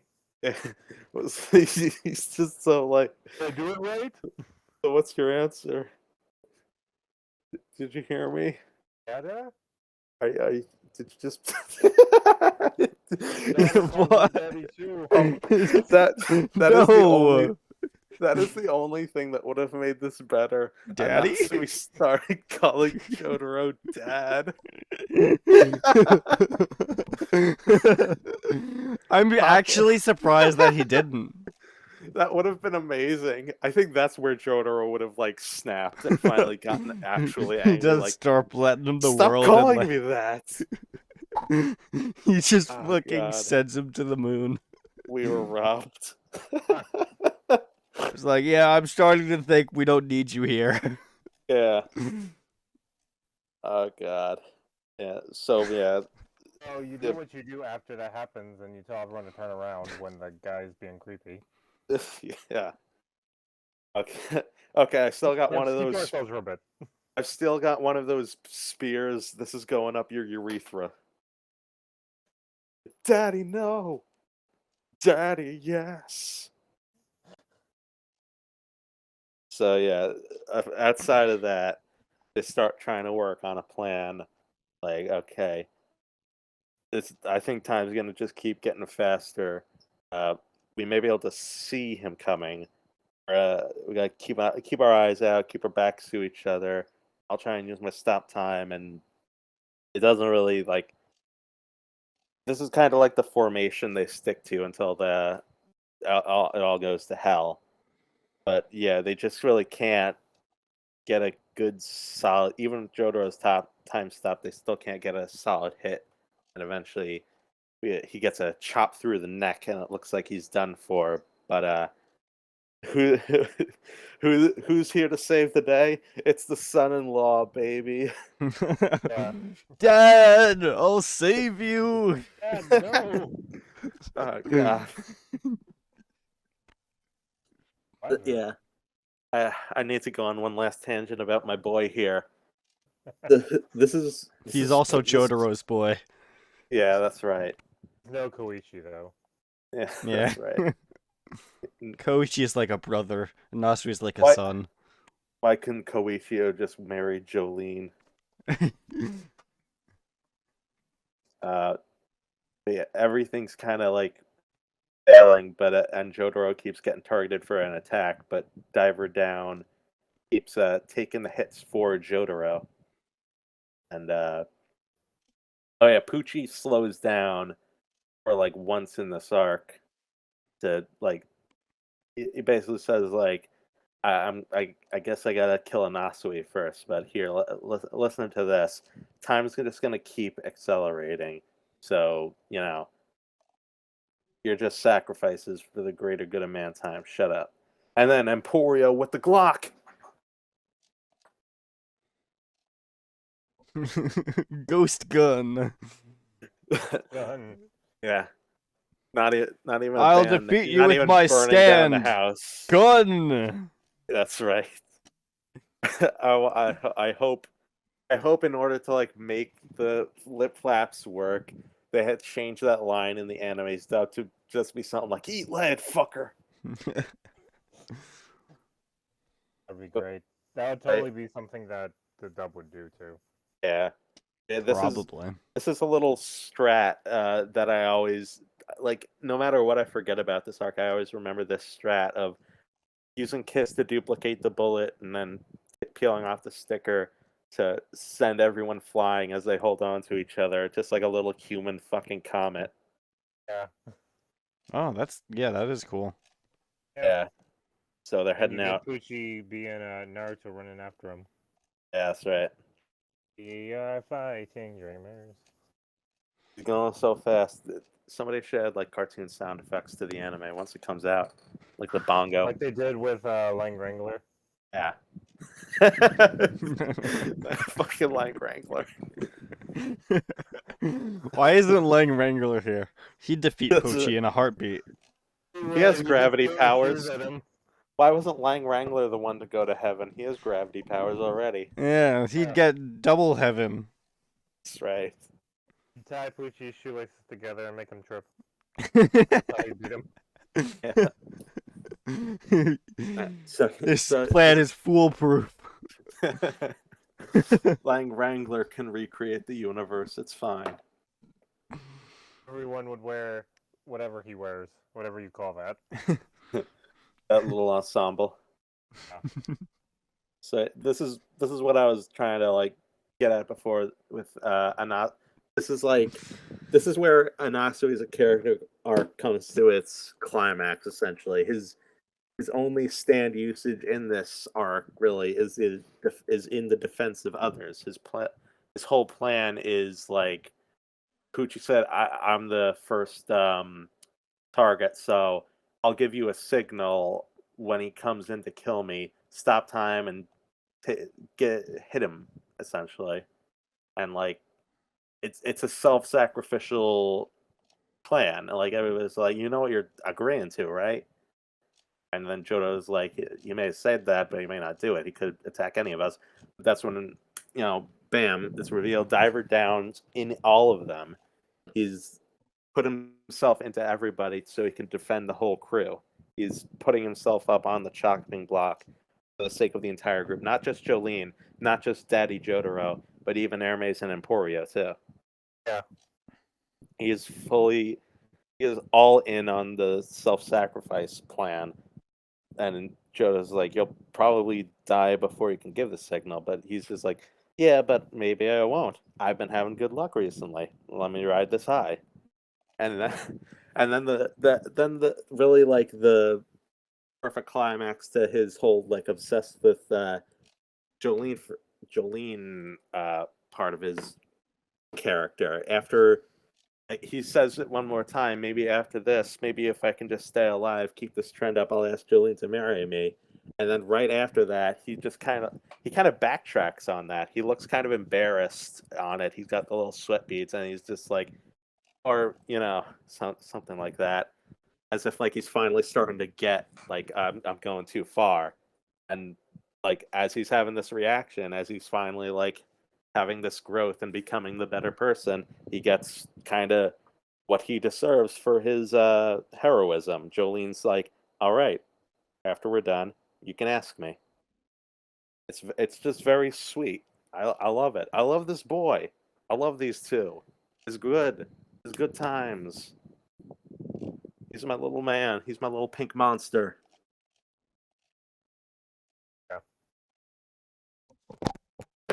Yeah. So, my throat hurts. Somebody else talk for a while. Talking. Okay, so they're going through with this plan where they're not be able to catch him. And Emporio's looking out, tide's rising, the watch is still going, and then Sun's going crazy. yeah, Sun is wild. finally when they can like feel him, the hand goes through Anasui, but it's not Pucci's. It's Okuyasu! Jolene's. Yeah. Oi, He just Josuke. gets deleted. Oi, Josuke, I've made it to heaven. Ain't that Really wack? boring. Where's Keicho? It doesn't look anything like it did the last time. Maybe Keicho's in hell. I don't know. He did shoot a lot of people with that arrow. Let it track. Nah, it's it's stone free. Yeah. Free, yeah. I caught that in the first panel too. Because you could clear in the first panel where you see like the hand through Anasui, like you could see it's stone free, and then like later on Yeah. it's like not very clear until like literally Jotaro's like, holy shit, he used Jolene. All right. More cutaways. There are cutaways to people. This one, this is the best one of them. The mangaka No. failing to keep up with his Oh. deadline. And it's like, are there other mangakas who can make this deadline? Who is it? Rohan Kishibe. Yeah, and then the grandpa rotting. Yeah, Oh well yeah. that was not a great follow-up. No. And then you just get the news of people like, we're showing this glass break. Oh, it's already there. Sorry, folks. Now it's time for more commercials. Can you stop with the commercial breaks? That's Anyways, pretty. Jotaro's now stop time. Another part 3 callback incoming. Yes. There are knives. It's knives. Where are the knives going? They're going into Jolene. And Jotaro makes a face and screams. Ah! Oh. His Give mouth myself is a- his mouth is shaped like a flower. It is. Poochie's about to deflower him. Wow. He was deflowered long ago. You are 2 steps late. And it's finally time. It's finally time. Well, Anasui's dead, by the way. Oh yeah, Yes. whatever. Song to our furry boy. Hermes dies. Well, she gets her arms cut off, but you can infer death. And then Yeah. Jotaro dies. And it's like what Thoth said. Like what Thoth said. His head split. It's finally happened. I thought knew what was going on. Oh no. And even Jolene dies. She gets a knife to her side. I love this little monologue by Jolene because it's like she's talking about like she's like reminiscing back to when she stole the car. And, like it's the flashback we seen of like her handcuffed there, and like the mom's on the phone with Jotaro, and it's like you're not coming, and like we see like we see her kind of regretting. She always regretted what happened, but like she remembers thinking to herself like my father will come save me. He'll come back at that time. So we get like that was the moment where her trust in Jotaro really shattered for good. And she's thinking back to this obviously because like it had just been rebuilt and now he's gone and died. So it's like once again like her faith in that Jotaro will come back and always be by her side. There it goes again because there he goes. Yeah, and there she goes. Oh, Yep. And all we've got left is Emporio with the Glock. the little boy. A little boy with a little gun.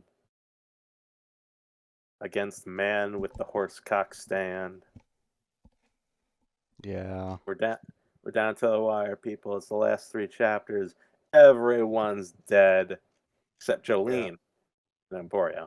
But Jolene's back and she clobbers Poochie and takes out an eye. She takes the fucker's eye. Yep. And he's He without didn't- that. He didn't need it anyways. Yeah, that's fair. Didn't. An eye for an eye. Is everyone blind? It's the same eye that he took out of Jotaro. Yeah. That's karma. At least Jotaro is finally with the dolphins. Yeah. Yep. Yeah, He really. died at sea. Literally. And there's dolphins right here. Yeah. Perks of being a marine biologist. Jolene took a knife to the side, watched her dad and her possible boyfriend and her possible girlfriend die. She's right back up and stabbing Poochie and clobbering him and pulling strats with dolphins and saving Emporio. She's the comeback kid. She's a fighter. She's full of hope. And even as she dies here, she's fighting and putting all her hopes on Emporio. Yeah. And yeah, she dies. She legit goes down swinging against Poochie. She she she lets Emporio. She gets Emporio out of there, and just turns around and an awesome splash page. She's just going. She's just facing down an incoming Poochie meteor. Like, here we go. Come here, you bastard. I'll kick your legs out from under here. She died as Yeah. she was conceived with an aura. Yeah. She died how she lived, fighting a priest. True. She died as she lived, riding a dolphin.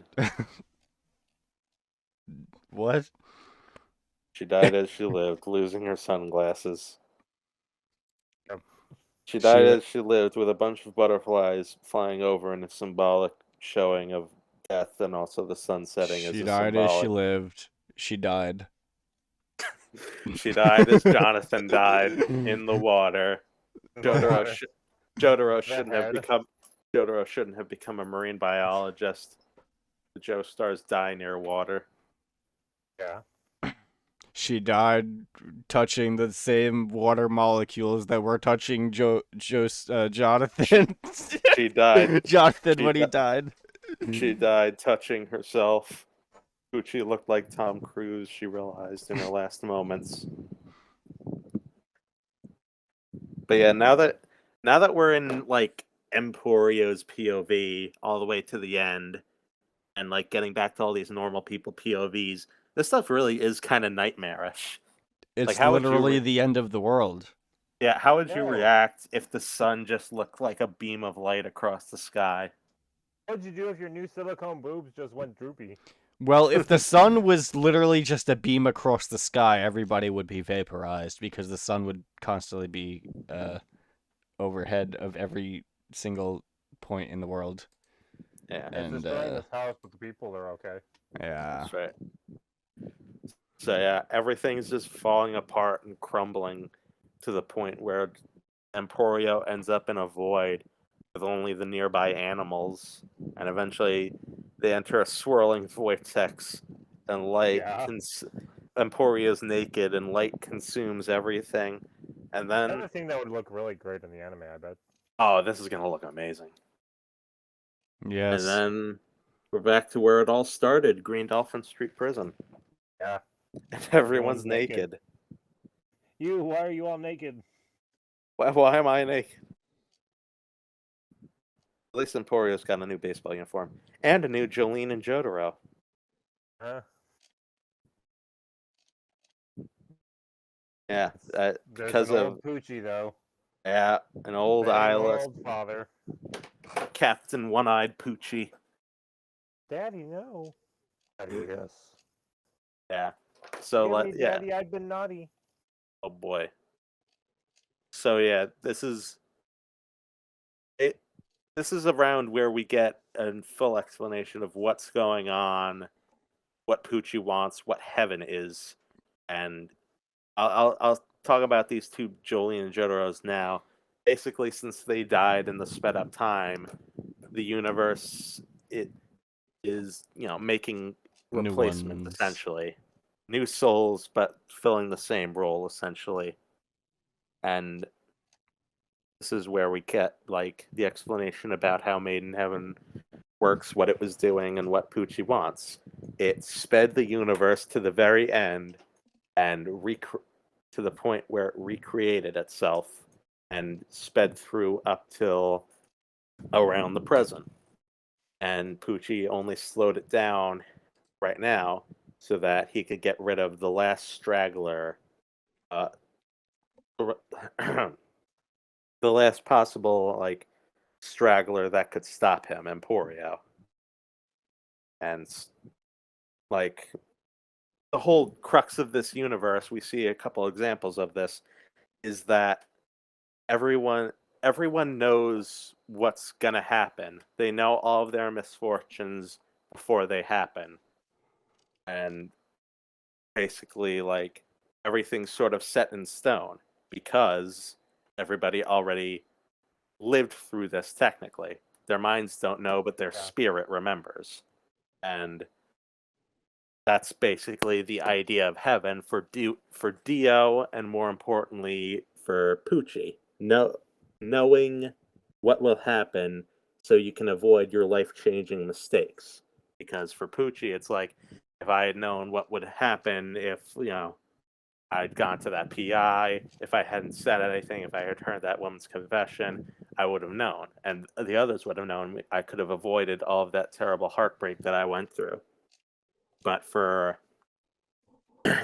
people like Joestars, it's despair. It's a fate that you're unable to fight. It's being set up to lose because only Poochie can change things now. As we saw, Emporio was fated to go to his ghost room. He tried to not do that, but it's sort of like Dragons, and everything comes back to fucking Dragon's Dream. Yes. It's like Dragon's Dream. He gets unlucky and gets knocked back into that direction and forced to go that way because that's where he's fated to go. And only Poochie can change anything about that. It's just like Dragon's Dream. It all comes back to Dragon's Dream. It's not a joke, it's real. Yeah, that's right. Yeah. So yeah, here's where the final exchange comes in. They head into burning down the house, and because Poochie is the only one that can change things, Emporio uses him and his strike to push in. Weather report stand disc. Emporio with the weather report stand. Baby. Here it comes. What crimes will he commit? Murder specifically. Yeah. That's the only thing. But one stand user is only allowed one stand. No, you can have two. Foo Fighters had a boil water stand for a hot sec. No, I refuse to accept this. This is an inconsistency that Araki never considered. Jolene had Star Platinum in her. He forgot. He forgot. Maybe someone has like a Cerberus stand, so they can go around stealing 2 more stands without exploding. He forgot. Right. Yeah. Our cherry pie. Oh yeah. Oh yeah. Oh yeah. Oh yeah. So yeah, here comes the final throwdown. Emporio's got weather report, and Poochie's suddenly not feeling too good. And Emporio's eyes start bleeding too. It turns out this is He's unlocking the Sharingan. Pretty much. He killed his best friend. Yeah. Poochie, you are my best friend. Yeah, so Weather Report's hidden ability is filling... Well, not really a hidden ability. It's just another application of Weather Report, really. It's bringing in more oxygen into the... the area. Oxygen poisoning, essentially. And at this point, it's just a test of wills of who can hit the other first. But Emporio and Weather Report here, they're gonna win out in the end. Yeah. Weather Report's fist just starts pressing down on the side of Poochie's head. It's not even like a punch. He's just pressing down. And then he goes splat. Yeah. Yeah. This is the true Poochie here. He's just begging, like, no, I was supposed to create a universe of heaven. God chose me. This is the fate of mankind. You have no idea what you're doing. You don't understand anything. But yeah, even after all that, his head go kersplat. And with Poochie dead, and without having completed the full cycle, everything just kind of goes back to how it was before. Yeah. Even this little ant, we see that even an ant was remembered as the universe returned to its normal self. Nobody knows their fate anymore. And the only one who will know this story is Emporio, because he's the only member of the main cast left. But oh wait, shock, amazing. The gaps are being filled in. Hermes is back. She's here. She doesn't recognize him, but it's definitely Hermes. And then there's an Asui looking like a somewhat normal human being. What? Yeah. And Jolene's there. Here, They're all Twitter. yeah. The universe is, as we saw before, Jolene and Jotaro. The universe is filling in the leftover gaps with new, different souls, almost like a remix. And this time, everyone's in a better place than they were at the part's beginning. They're no longer fugitives, and the gravity that brings people together, that's been such a big theme, is restoring the party, even if the original souls were lost. They're all together again in this new world. Yeah. Except for FF. Yeah, Yeah. yeah, I mean, Liz and Plankton. Maybe Jotaro's studying them. yeah. Yeah.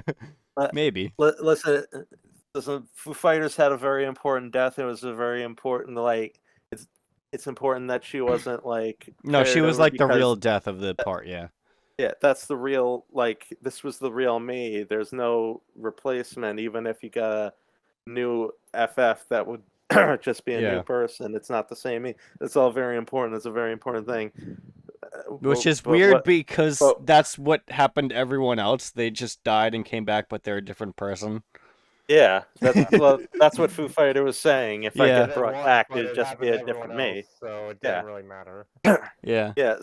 And Like also, even like, because Foo Fighters existed only because of a stand, because she had a stand, and in this world, they don't have stands, so sure yeah. they do. I don't think these versions of them have stands, do they? I don't know. We don't know if they Because have like one. the point We is don't that know if like Jolene isn't like a Joestar. She's not like fated to sure she be is. it. Sounds a I bit thought the like whole point is that she's her like they all have different names and Jolene like I don't know. They all have I different don't names, know. but that Ambiguous. they're still flowing the same I spot. guess. Like Joseph and Josuke and Giorno and everybody's still the same. This is the original universe. I It's thought just the idea was like that the fate of the Joestars was kind of like ended here for this continuity. well, it is, but like that doesn't, like, Yeah. she's still a Joseph. She's Yeah, probably but still a like isn't that Joestar. the whole idea with that is that like their like fate as like being such important figures is what allowed is why they had stands. Yeah, so like maybe she doesn't have stand, but that doesn't mean this is still the same universe. So other Yeah. stand users still exist. Well, of course. I just figured it would be like not necessarily all like the main cast would be people with Uh, stands. I don't know. I don't know if they have stands or not. Hmm. It I guess keeps that was just superseding. like my like idea that I thought of, You but keep it's probably not the superseding me. I case. just want to say that maybe Qtaro in this new universe has a little lab assistant who's Foo Fighters, but she's like a human, and she's like running around helping What Qtaro. if it's just And Etro and Etro's really likes plankton? she's there, and she has her Doesn't eggshell want to kidnap hair, and people. she's happy and friends with everybody, and everything's fine. Yes, No joke naturally. though. This is probably my favorite ending to a part. I really love it. Yeah. It's crazy because it's all it's like the part with the most Jobro deaths and also the least. Well, not the least, but you know what I mean. Right. It's a total party wipe, but also everybody's back. They're all alive. Yeah. It's odd. It's a real like take from it what you will kind of ending. Yeah. It's good. It's very open-ended. I enjoy that. I enjoyed part 6. They're all living their best lives. Part That's right. 6 is good. Did Good you part. enjoy? I enjoy. I enjoy. I will Ezra, did also you enjoy enjoy? finally reading more. That's I right. did enjoy. Hooray! We enjoy, Mm. and we'll keep enjoying. Next week is our little. We're gonna stop doing JoJo's for now. This is a good spot to leave off for the foreseeable future, but we're gonna still have one of those little retrospective episodes. We're gonna talk about our favorite stuff from JoJo, and we're all as a little treat. We're also gonna read Baoh. That thing. Yes. That's right. Mobile ultimate weapon super Baoh. Yeah. Nice. Be there, or be snail. I was gonna say circle, but okay.